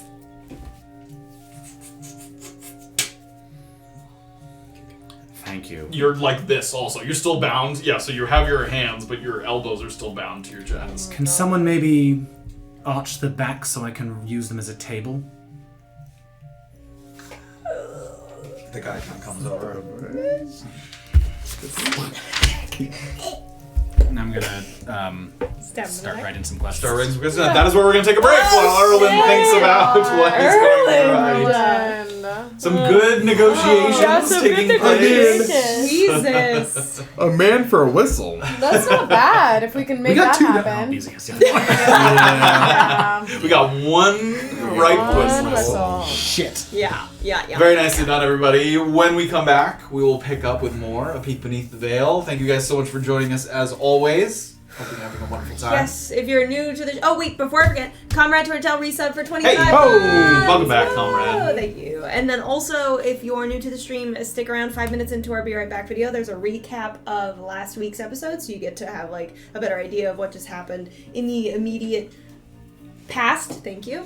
And also there's like a big map showing how our party has kind of progressed throughout the entire campaign. Catch up, A see little what's more going vague, on. yeah, but it helps you little stepping stones along the way. Awesome. That's it. We will see you guys on the other side. Thanks so Oh, much boy. for joining us. Nice. We'll see if Erland can get out of a Yeah, sticky good job. situation. Good job. We're back. Wow. Hello, everybody. Welcome back to Tabletop Notch, Chapter 86 Yes. of A Peek Beneath the Veil. It's true. After a very intense negotiating session between Erland and Marvin's captors, we return back to Nagarwis, where Safira has had some time to look around at Keanu's gizmos, a number of sort of wind-up toys with various little features, and he watches you as you kind of test them and sort of, like each little effect. One of them kind of flashes a light, makes a smell, makes a sound, different things. Anything that interests you. Right, yeah, I quite like these. These are fun. Yeah. Okay, so I like this one. It looks like a little raven. That one's Yeah. nice, yeah. I think they're 10 gold. Yes. Okay. Right, I'll get me one of those. Alright. And then I'd also like the little squid that goes, you know. Excellent. Yes. That one's That's nice. one of my favorites. Yeah, it's a good one. Good one. Yeah, I'd like that one. And the one that emits the sweet smell, the honey. All three of them. Well, Go excellent. big or go Please. home. Right. Yes, of course. Okay, and last one. Oh. That I want is actually this one that it drops little things. Yes. Yeah, I like that. Very fun. You can put nuts or seeds in it. Yeah, It's very cute. yeah. So that's I think 45 gold. That's correct. Right. Okay. Well, thank you. And Excellent. I'm gonna give him 45 gold. So if you're just walking through this market, I'll take bang, those. Bang bang bang bang bang. Hey, big spender. Great. You can take out the cards of the ones that you purchased. Yay! Oh my god, I can't wait. Oh my god, they're so cute. You're not gonna shoot arrows So, anymore in combat, or you're just gonna be like, recap go! which ones as you. So which one did you just grab? I got the raven. The raven gizmo. sort of walks forward and then floats up in the air for a a bit after it walks forward. No, Someone's this gonna one's the one that Oh, is that emits not- a bird noise. Oh, that can one be makes heard a from up to noise. Yep, 50 makes a feet nice bird away. noise. Oh, great. And then this one, I got the squid one, which Walks forward after and then it makes a little ink pile underneath farts it. some black ink. This one I thought would be useful for luring. Which This one's is that? the one that smells good. Great, so it Yes. walks forward and then it emits like a sweet sort of honey smell. Cute. better than a baby with gold.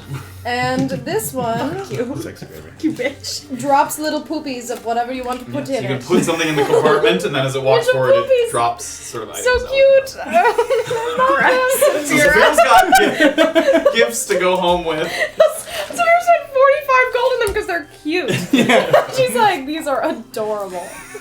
So you take. I mean, they're not tiny because some of them have like a little compartment stuff. They're like probably, Oh my god, yeah. yeah, like this big. So. Oh my god, I'm definitely overburdened. I have to get rid of some of my stuff. We'll say 2 of them takes up a slot. Okay. Yeah, so they're not huge, but they're I big enough. still need to get rid of some stuff. Okay, cool.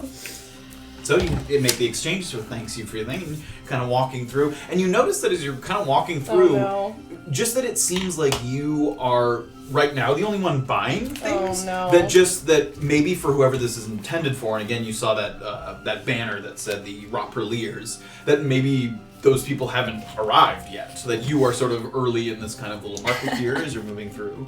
And you see some of the people who have just like basic textiles and things kind of Oh, I feel so bad. Oh, like Safira holding will. up, just seeing you purchase things like hoping that maybe you'll buy some. Safira's gonna kind of like deliberately like kind of keep her eyes like down, like as she's like trying to seem like she's busy now. Like I'm gonna try to get on my horse and like try to act busy a little bit so that hop back up and ride through. God, I hate flea markets for this reason. I feel so uncomfortable. All right, then can I go sort of towards the banner, people? I want to like this is on my way. I'm Yeah, they had like driven a little stake into the ground. They're hammering to make sure that the banner kind of stays up there. And I don't recognize the Rop. What is it? Ropreliers? No, Ropreliers? it's not a name Okay. that sounds familiar to you. All right. Well, as someone's kind of hammering, can I? Yeah. The Ropreliers. I've never heard of them. Oh, yeah. About once a year, a woman based out of Katil named Miriam Pith, she leads an expedition into the Ropra Mountains for hunting, sort of wilderness exploration. Nice. She calls herself, in the group that she brings along, the Ropreliers. Nice. She's got some family here in Nagawas, and it's the last stop that they make before they head off to the mountains. So the locals take the opportunity, set out their wares, wish them luck on their journey. It's nice. Is it just sort of a like camping trip or? Yeah, sort of looks around a little bit. In all honesty, it's more like a guided tour than a dangerous expedition. Sure. The people that Miriam takes into the mountains are sort of wealthy nobles and aristocrats of Katil, Right. looking for a bit of a thrill. So she knows the Roppers well, takes them to the safest areas, and they get to say that they conquered the mountains. Ah, cute. Right.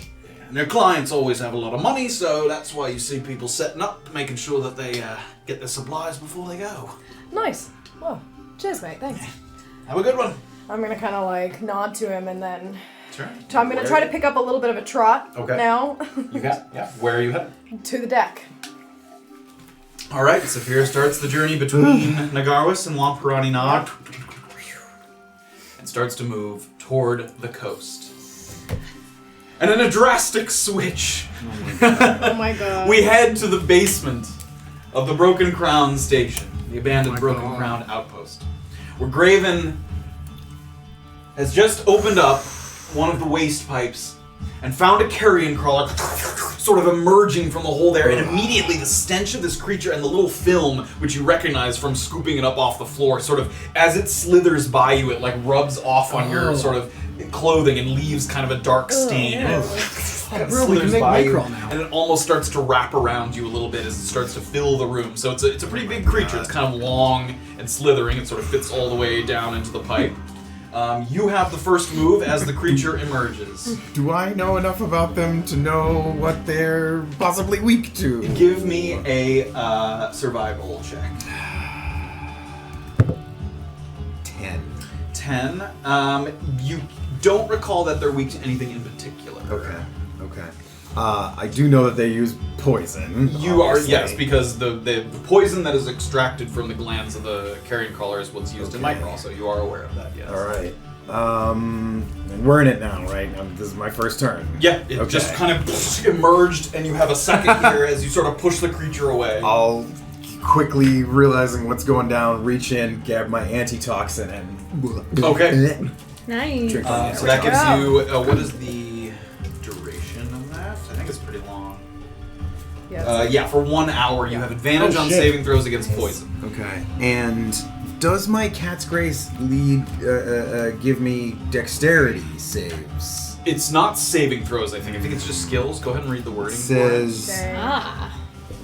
Those cat-like reflexes just don't advantage extend. on dexterity checks. Does that include saves? The saving throw is not a check. Okay. All right. That's fine. Okay. That taking a potion like that is my full turn. That's an right? that's an Yeah. action. An You have action, yeah. Movement or whatever you want. I mean, it's It is up next to you. It's He's just like up literally next to me. slithered by you. So yeah. okay. Maybe I'll see if I can get away with just Here, kind I of can- standing still for a second and not really trying to really engage it Okay. and see if it is thankful. Give me a performance check with disadvantage. Oh, come on, Disadvantage buddy. performance. He's not gonna be mean. 8. 8. So Graven tries to stay still, and you can see, and you're a little familiar with creatures like this, as it kind of emerges and slithers out, it's more feeling with tentacles. It has eyes, but it doesn't look like it's like looking right at you. It's like feeling around, and it's little kind of fringe feelers on the side that kind of rub by you. You kind of breathe just as it's moving by, and it kind of feels you as it can kind of feel your breath as it's moving past you. Okay. That's a bummer. Yeah, I'm just gonna kind of stay and see what it does. Okay. Ooh, there's such low armor class. Oh, no. Yes, Graven not wearing his armor. And no armor, no shield, so I'm All right, the 10. creature it emerges from the pipe, and you're waiting for the end of the creature to emerge, and it keeps kind of pulling itself out of the pipe. For it. You might, honestly. And Dude, it's huge. And you can see its little feet kind of moving along the floor here, creating a little more of that sort of silky ooze on the floor. How big was this fucking crate that he walked in with? Well, it might have was a been baby. small at that Yeah. time. Because you All also the know that these creatures and the environment that it's in, they feed off of like waste and filth. They're like sort of feeders of that kind, bottom feeders. It is going to use a multi-attack, a tentacle, and a bite God. here. Okay, the bite was a 9 to hit. Miss. And the tentacle's a 13 to hit. Hit. Oh boy. Okay. That is 3 poison damage. And you must okay. succeed on a Constitution saving throw, which you have advantage because it's a poison-based Constitution saving throw. Okay, so sorry, I took 3 poison damage. Yep. And I, sorry, what kind With of save? advantage, Constitution saving Constitution save. Dirty 20. Dirty 20, great. So the creature goes in for a bite, but because you were standing kind of very still, it's unable to pinpoint exactly where you are. So it kind of gnashes out and isn't able to grab you, but then one of its tentacles kind of whoosh, and just licks you on the side of the face a little bit, and kind of and you feel a little bit of that ooze kind of dripping down the side of your face. But you do Rub it steel off, yourself, yeah. and you, as you breathe, you kind of feel your body able to kind of push the toxins to the surface of your skin and not let them seep into your bloodstream. Okay. It doesn't move, it's still just kind that of was wrapped its movement, around. like pulling itself out was its movement there Okay. as it pulled itself further out of the pipe. Oh, if I walk away, it's gonna get I would imagine that it would get Yes. an opportunity attack, Yeah, right? It will. Okay. Oh, I gotta go big, I think, to start here. Just making the small motions that he needs to and whispering under his breath, kind of put his hand down the front and do a big Radiance of the Dawn around me, which is a Constitution saving throw for it. Okay. 11. Fail. Okay. So it takes 2d10. Okay. Booby boo booby. Oh my god. I'm scared. You. God! Immediately there's a burst of light that sort of overshot. Graven had that wooden panel that was still sort of lit, but a pulse of light goes out and the whole room kind of a big flash of light. It even goes down the pipes a little bit and illuminates it. And it does 8 Okay. radiant damage. Radiant damage. Do I notice it kind of react to that at all? Does it shy away? From the shockwave of the light, it kind of skitters a little bit, but it didn't seem like it was sort of had a particular effect on it. I'll try to just move and not staying close to it. I will also say, before we get too far, he did damage you. Concentration saving throw for enhance ability. Yes. Before we get past that. Just a straight Constitution check. 14. 14 passes. Yeah, Okay. just has to be above 10. Can I skirt around it and get to there without you're getting up against the opportunity? Moving back 5, am I still? Like here? Yeah. That would not provoke an attack roll. Then I'll just do that. Okay. Just that. Just take a step like back a a little slow kind of. Yep. That's it. Okay. The creature sees you sort of retreat a little bit and immediately kind of skittering along the walls. It's going to pull itself Yeah, stop it. further out of the pipe there and almost surrounds you, and it starts to kind of head toward this other pipe here as it's sort of almost like a roller coaster, like looping through one and then out the Oh, other. buddy. It's going to make a multi-attack again.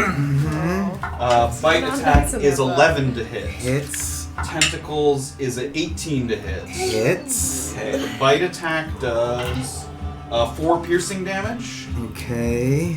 and the tentacle does only 1 poison damage, but I need you to make another Constitution save. Okay. Advantage. Yep. Is over 20. Great, that saves again. Once again, that kind of slash comes out, and you see a little bit of cut on your skin, and the poison almost like bubbling at the surface of your skin there, and you sort of wipe it off and make sure that it doesn't sink deeper into your skin. Is the only light down here the thing that I'm holding? Yeah. I mean, there was a flash of light from the Radiance of the Dawn, Right. but yes. I'm gonna take what I'm holding. Am I close enough? And that's still open, the middle one? You closed them each time that you could lift it, but you'd have to try to lift it. Right. And I'm close enough that I wouldn't have to move too 5 much. feet of that. Yep. I'm gonna try to turn around real quick, lift it up, and drop the lit thing down there. Okay, you have to do that with one hand, so you can kind of and then drop the thing down. Give me an athletics check. Come on, buddy. Athletics check. For 18. Reach down, and this one you've already opened, so you kind of and then throw the thing in. And then just try to kind of stay still there. Okay, you're trying to prop the thing Yeah, open. like prop it up and Okay. Yep. Great. That's does good. anything? That's smart. That's smart. Okay, I'm gonna give it a. Okay, so the light kind of tumbles, and you can hear it kind of tumbling down the pipe there, and the creature stops, and it kind of listens, and it's kind of trying to detect whether or not there's something still in the room with it. Give me a stealth check. with advantage Yep, because of it- my. There we go. Come on. You're gonna roll against its perception. Stealth. Against its perception. 15. 16. Oh, come on! So the thing goes down, and it looks like it's starting to step towards the edge. No. And then just at that moment, you kind of just wince a little bit from a little bit of the poison, and it immediately hears you. Buddy, And it he's not starts even to trying to surround hurt you. Yes. Can we it's gonna stay there. negotiate with it? It's gonna make You're a you good boy. multi-attack again. Please stop. Yeah, it has advantage on perception checks if it can smell you, so that was part of the thing. How can it smell anything in this fucking Indeed. Because Graven's the only thing that doesn't smell like shit. Yeah. That is a 14 to hit on the bite. Hit. 6 to hit on the tentacle. Miss. So no poison check, but you take 3 piercing damage again. Okay. As it sort of little gnashes into you, and it doesn't take a big bite, but it sinks its teeth in and it really sticks there. You have to like wriggle your leg away, and it almost takes like a little chunk out of your skin. Okay. Can I kind of skirt myself around? I will also say, right now, you are in total darkness. You've now thrown the light down. Yep. Well, there's none of the light is coming back A up the little hole. bit. Enough you can that I see can. a little bit of light in the hole that's Okay. next to you. It isn't enough to see if I can find something else to pick up. Give me an investigation check. Oh, that's not a thing that I do well. That is, I think, dirty 1. You look around, you can't see God. something else that you can pick up immediately. Can I make my clothes? Oh, that would be an action to turn something on. A light? God, Yeah, I think that's so. an action Yeah, for I my think it's cantrip. an Yeah. Okay. Yep. I'm gonna try and skirt myself around to where I'm there. Okay, so this is the hole, so you would have to leave its range, which it would make an attack of opportunity to get around the hole there. That's fine. Okay. I'll leave it, and in that case, I'm not gonna stay close. I will try to go as much. Will it get 10. 2 opportunities if I go back between those 2? No, because it's a reaction, so it can only Oh, do one all right. reaction. Okay, yeah. So I'll 5, quickly, 10, yep. 15, 20, 25, 30. You want to go as far as you can? kind of the corner there. Yep. Great. Okay, it is going to make an attack of opportunity. Just a regular. This turn, I'll do a warding flare on this one. Can it be blinded? I guess would I even know that? You would know that, and Okay. you've fought these creatures before, and it can be blinded. Okay, so I will use a warding flare to give it disadvantage on this. Okay, great. It's an 11 to hit. Oh, it It's hits. still hit with it hits. no armor man is tough. Okay, that's just a regular bite attack. You take 3 more piercing damage. Just sort of nipping at your heels as you now. move around. Okay. I haven't taken an action. You have not taken an action yet. Do I just try to get the out of here. Have I done any? I did do a little bit of damage over it. Okay. I'll turn and I'll try to toll the dead on it. Also, I need you to make another Constitution. Concentration. So Oh god. it's 18. There we go. Okay. Come on. I'll turn around and point where I think I remember it was and try to ding its dong there. What is the Wisdom saving. Okay, throw. so because if it's an attack roll, you have disadvantage because it's pitch black, but it's a saving throw. It's a saving throw. Great. Ding it. Wisdom save. Yep. 7. It fails. Okay. Takes a D12. Thank God. It's a D12, right? How? Too excited. How? It's behind me Do now. you mind your rolls? 12. 12 necrotic. Nice. Okay. Great. So the boom kind of rings throughout the whole room. Kind of feels like it's vibrating, and the creature's kind of like you can see it writhing, almost like a worm that's sort of curling up a little bit, and then it kind of pulls itself back And up. I'll kind of try to make myself again quiet and against that wall there. Okay. like- You use an action, so you can't really hide yourself, No, but you can stay. Yeah. stay still. Okay. Okay, that's Great. it for me. Okay, the creature, sort of with the loud ringing of the bell, sort of dives into this pipe here, Ooh. Okay. and then comes out this pipe you here. No! Gross! It's like It's super moving gross! out one pipe and Oh, out the other, dude. into one Damn it. pipe and out the other. So it comes up next to you, and it kind of pins It you really against is the the wall. grossest means of transport. 13 to hit. Hits. 14 to hit. Hits. Oh my god. Are you okay? For now. 4 piercing damage from the bite, Mm-hmm. and 3 poison damage. Okay. And I need you to make another Constitution save. So with this is for advantage. the. What should I do first? Should I do Do my the poison concentration? first. No, do the poison first with yeah, so advantage. trying to, with advantage. Constitution. Poison. Oh no. 11. 11. You feel the sting of the poison? Oh no. Oh my And you look around and you can't open your hands or move your legs, and you're paralyzed there against the Oh wall. my god. I know we say this every time. No one's ever doing anything alone ever Do we again. do I'm not. Paralyzed. You know what? I'm losing my mind. Okay. You Safira's feel the never sting letting of the anyone out of carrion her collar sight of poison, her. which again Okay. you are familiar Okay. with from the Yep. microhall. And Fine choice. for my concentration, Yes. another constitution check. 8. Okay, so that drops as well. So no longer the cat's grace. Okay. All right, it is your turn. You can't do anything, but you can make a save at the end of your turn. I can't do anything. No. I can't do anything. Take that. Okay. Yeah. Paralyzed. Yeah, you can't move or speak. You fail dexterity and strength saving throws. Attack rolls against you have advantage. Yeah. Can you cast Okay. non-verbal spells? I think I would need to be able to You move can't my move. You have to, hands. you have to move. Can't move or speak. You can't move. You get to make a Think of spells? at the end of At each the turn. end You of can each attempt to turn. save worked against that it. way. It is still God. poison, so you still make it with No. advantage. Okay. Okay. Okay. Constitution save? Yeah. 16. That passes. So Excellent. you sort of put a hand up against the wall and feel the poison kind of release you from its grasp. However, that is the end of your End of turn, my so turn. you can't do anything else. on that turn. Yep. Please get out. Please get out. Um, Please get out. Kind of judging the way that it's been attacking, can I do a warding flare specifically on the attack that does the poison? Yes, you can. You Okay. can. You can pick your attack. Great. Okay. So the creature's actually going to move forward, and it's going to try and block your path here. Dude, it doesn't want any. This buddy, listen. Yep. He doesn't want anything. And to it do is with going to make its multi-attack. So the So- bite attack is not flat. being Yeah. flared.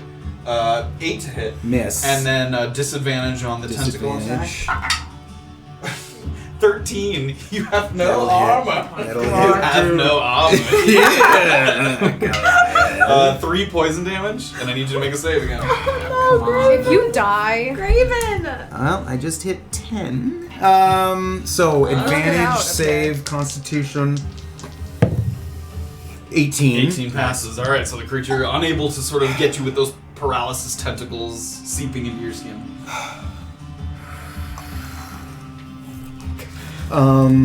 Yeah, now the creature, I mean, it's not enormous, Yeah. but it's moving quickly and in front of you that you'd have to, like, it's hard to get past it. It would be difficult to push your way by. I'm without forcing it. gonna again take the symbol and try to point to the thickest part of it and do a guiding bolt right at it. Okay. Okay, that is a. Is that an attack roll? With disadvantage. Oh my god! I'm gonna try it. Okay. Disadvantage. Yep. Natural 1. The room kind of lights up for a moment, but the guiding bolts kind of bounce around the walls, Yep. unable to find purchase in the fleshy body of the carrion crawler. Yep. Yep. And I can't get past him here at all. You would take, because it's blocking your way, it would take an action to, like, try and push it out of the way. Yeah. Okay. Then that's it for me. Okay. All right. Could be in creature more once more. ways than one. Okay. It's gonna make its multi-attack again. Yep. Any flares or anything? I'll flare on the second one again on the Okay. on the tentacle. Straight bite attack. 10 to hit. Hits. Hits. Okay. And disadvantage on the tentacle. 4 to hit. Misses. Okay. So just the bite hits. That is 4 piercing damage. Okay.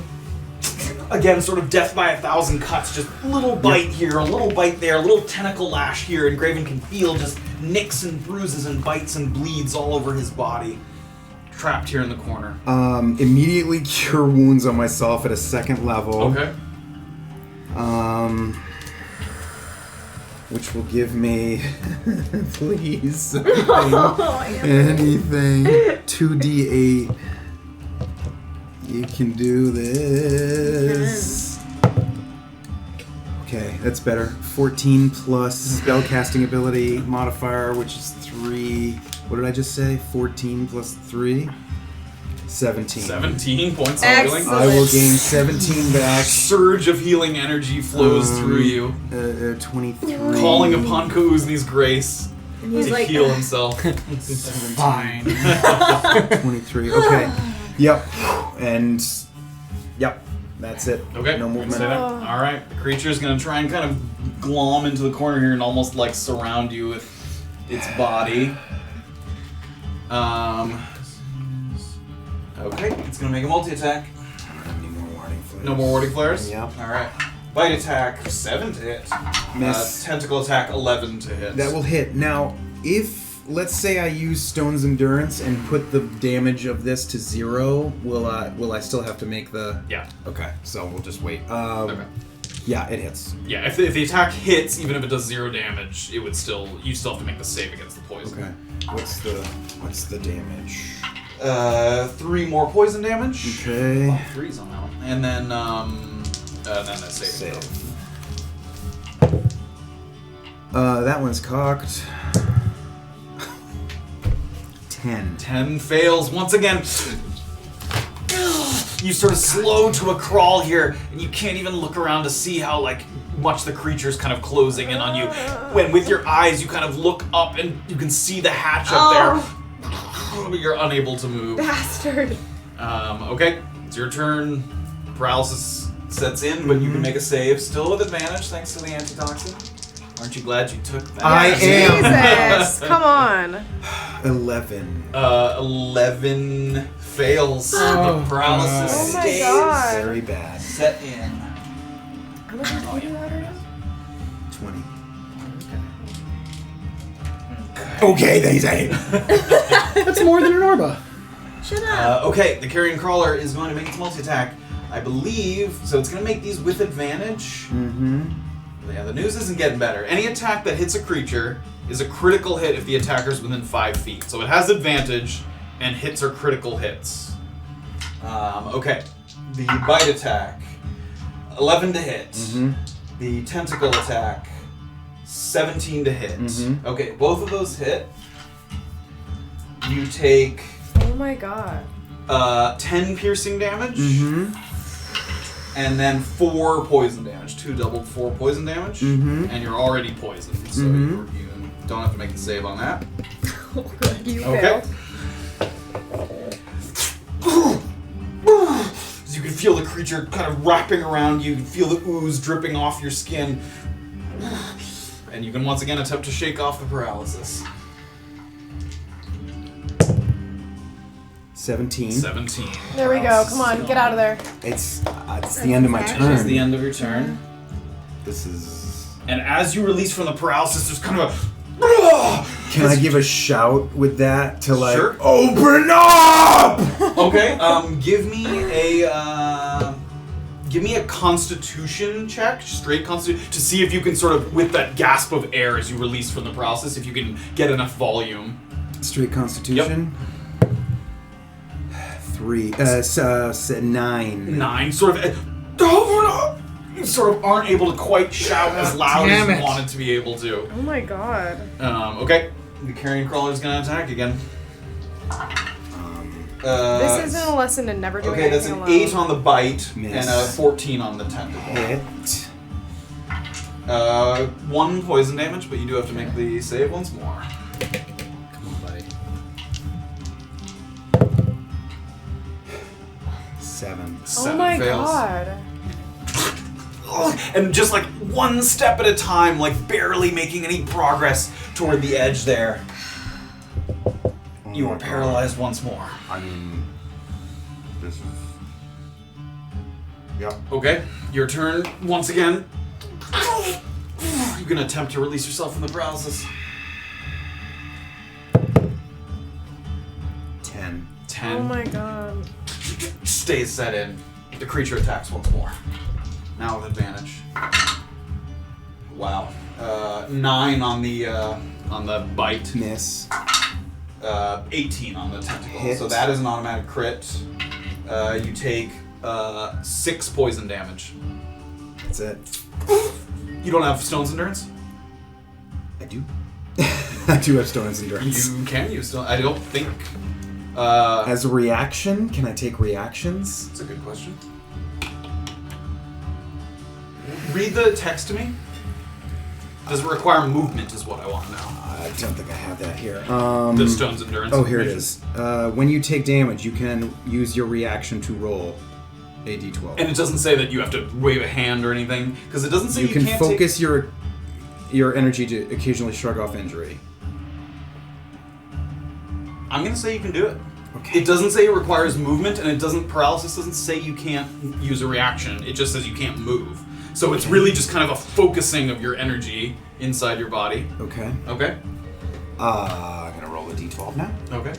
and I'm gonna hopefully come out of this pipe alive. I reduced it by 1, You still have 5 points of damage. and I unconscious. Light fades from your eyes.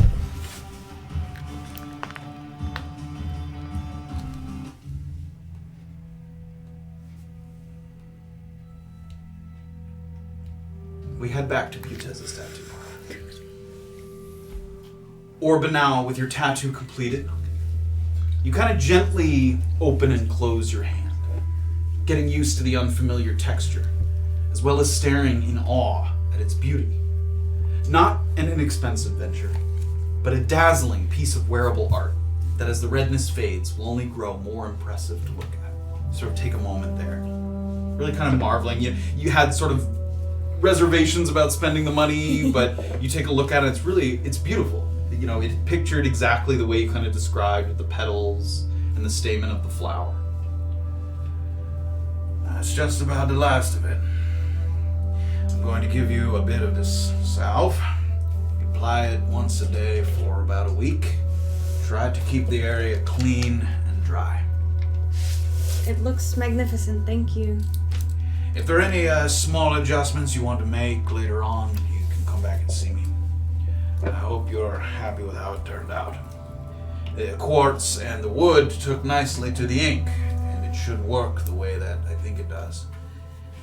When I first saw you on the road the other day, you traveled with 2 half-elves. Yes. One of them had asked about potentially having a tattoo removed or obscured. Oh, yes. You don't happen to know if you're still interested in this. I only ask because covering up a tattoo is one thing. You can always incorporate a design that hides the previous one, but actual removal is a more difficult process, and would have to prepare certain tools, materials that I don't always have ready to go. Yes, you don't. He hasn't really mentioned it, but That's fine. I just thought I'd ask. I think it's a big one too. If he happens to know, it would be good to get word ahead of time if he wanted to get it removed. Otherwise, it would take quite a bit of time. I will pass along that information. Thank you. Anyways, enjoy the tattoo. Yes, and I'll let you know how the infusion goes. Yes, and keep your wits about you as well. If you head to Wamprani, especially the short ports, I can't imagine that man is going to be thrilled with how you manipulated him. Oh, that's okay. Thank you for caring. That's it. All right. Is there Well, anything else you need from me? no, I believe that's all. Thank you for everything. Well, it was a pleasure, and thank you for having my back. I hope that you find the tattoo to be useful. And it may not last for that long, a few weeks, a month, maybe 2 months if you're lucky, but better than nothing. That was pretty cool, though. And again, with the man, feel free to throw me under the bus a little bit. Oh, I somehow doubt you will hold that against you as much as me. It is sort of my job to make sure that Arenado's men get their tattoos. Yes, well, maybe next time he'll be more polite when he asks for it. Yes, maybe. All right, well, enjoy the rest of your day. With you as well. Great.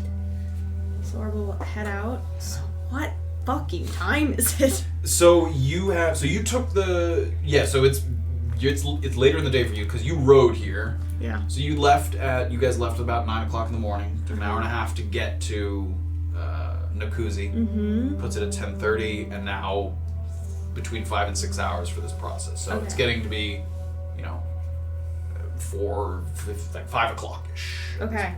So getting to Wamprani on a horse probably puts me there at 11 o'clock. 11. Takes 3 hours. Yeah, you're right. Whew. Damn. 8 o'clock. 8 o'clock. I was thinking 3 hours per thing, but no, it's an hour and a half per township. Fuck, I have my horse, don't I? Shit. You do have yours, yes. Yeah, I gotta keep my horse. Alright. Orba's gonna just put a game face on, get on her horse, and just kind of book it to Wamprani. Pick up the pace. If you push your horse a little bit, you can get there a little sooner. I mean, the horse can't sprint for that Right. long, but it can. You can keep the pace up at a good bit. Yeah, I think she's gonna do that. She's gonna kick it into high gear. Alright.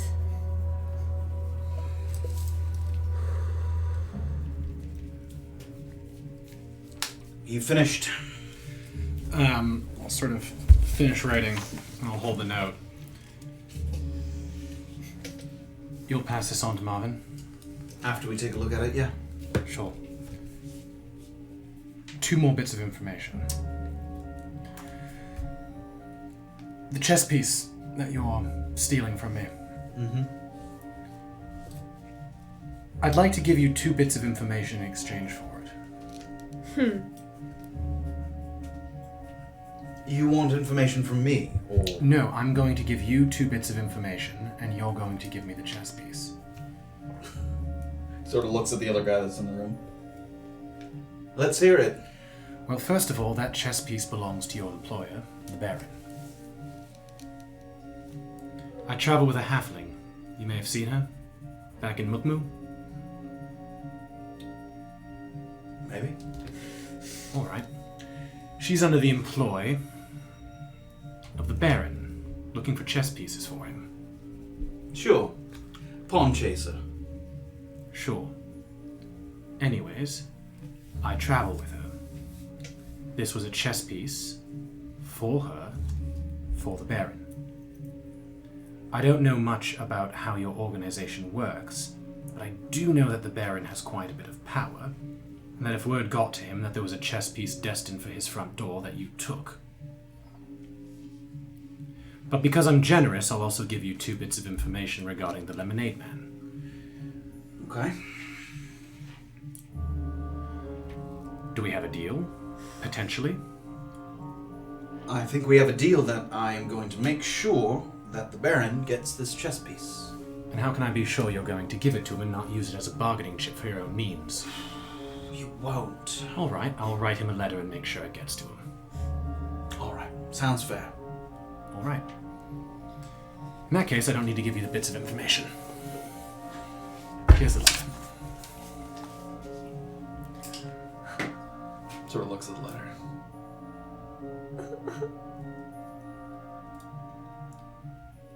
You give me one. I say, maybe it's worth hearing the other. And then I see if I give you the chess piece back. All right. I find information to be the most useful tool when trying to manipulate people. No disagreements? Do you know the Lemonade Man's real name? No. Duffy Geiss. All right.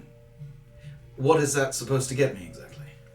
What you do with that information's up to you. You can... So you have an arrest warrant, some kind of record of his... That's... The research part's on you. I'm simply giving you a lead. And I'm willing to give you a second piece of information that might bring you closer to him. Are we still talking?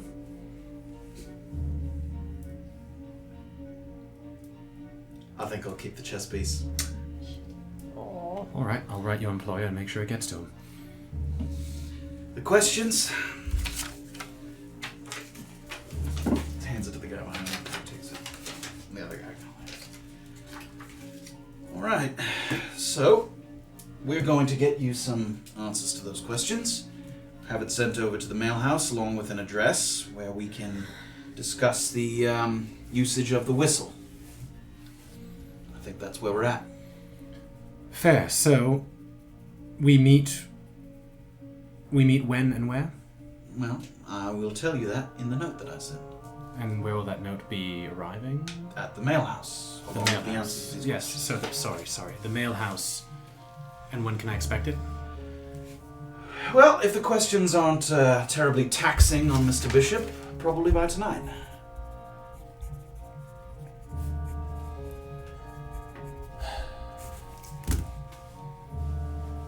All right.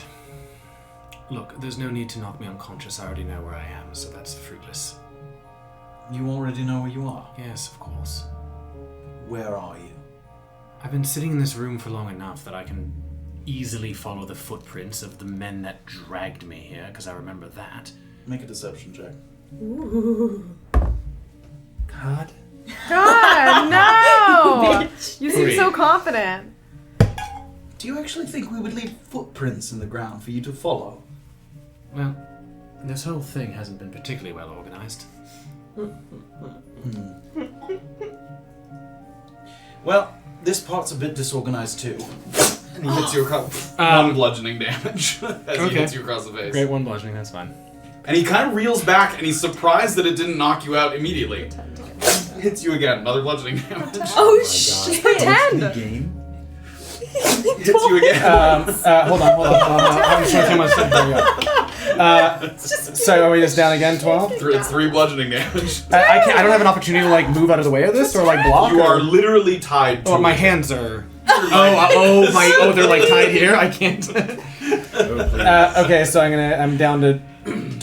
On that last one, I'm gonna. There we go. Make a deception check. Yes, please, He's like, get your fucking head up. Let me punch you, you asshole. Hold on here. What's my modifier again? 15. 15. Sort of watches you kind of slump there in your chair. He reaches over. He kind of grabs you by the hair and he pulls your head up so you're gonna. I'll roll my ass back. He lets it go. Your head kind of drops. One fall for good measure. Oh no! He kicks you. 2 bludgeoning damage. And with that kick, it hits you hard enough that you slide out of the chair and hit the ground after that. Oh my You lie kind of god. flat on the chair Oh my god. with your eyes closed. All right, let's move him. Door opens up. You hear a couple pairs of footsteps come in. Rough hands grab you, sort of sliding across the ground there. And that is where we are going to end. God. As Erland is on his way, but may be able to discern where he is based on the sounds. Still and got 10 sights. HP, baby. Oh, Graven. my god. Graven. Raven, I don't think this thing is gonna kill you, because I think It's you're not go gonna unconscious. wail on you Here's- while you're down. Here's how I could see. It's a poo monster. making it worse. It's just gonna feed on your poo for a while. That's my poo. Oh my god. It's fucking terrifying.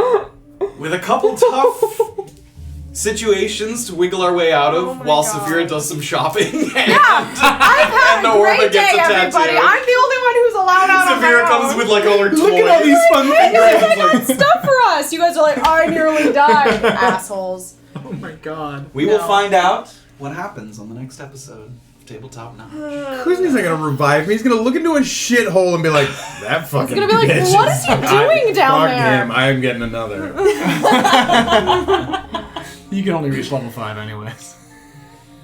You're okay. Might as well roll You're in gonna the be character. fine. You're gonna be You're fine. okay. I'm Random unconscious. character in- generator. No. You're alright. The monster's not gonna wail on you. You're fine. Does anyone know that he's It in the just pool wants to fight? get no. The guy guy. holding the door. Well, and everyone He else might. in there saw you go down. That guy's gonna revive you and take some of your gold. It's fine. I hope that that's what happens. Guys, I don't think he's gonna go down there with Squid Buddy down there. Squid though. Buddy's gonna go back into the poo pipes. Squid Buddy didn't know that you why meant are we him no calling harm. him Squid Buddy? That's his name. Thank you guys so much for watching. As Yay. always, tune in next week for a Oh my highly God, anticipated stressful. chapter 86 of A Peep Beneath the Veil. Oh, I'm so sorry. And we will find out what happens after this dream Oh no. as the tension rises. Oh, no. Thank you guys so much as always. We have a wonderful time, and we'll be back next week to pick things up. Same time, 7 o'clock Eastern, and we'll see you guys there. Have a good night, everybody.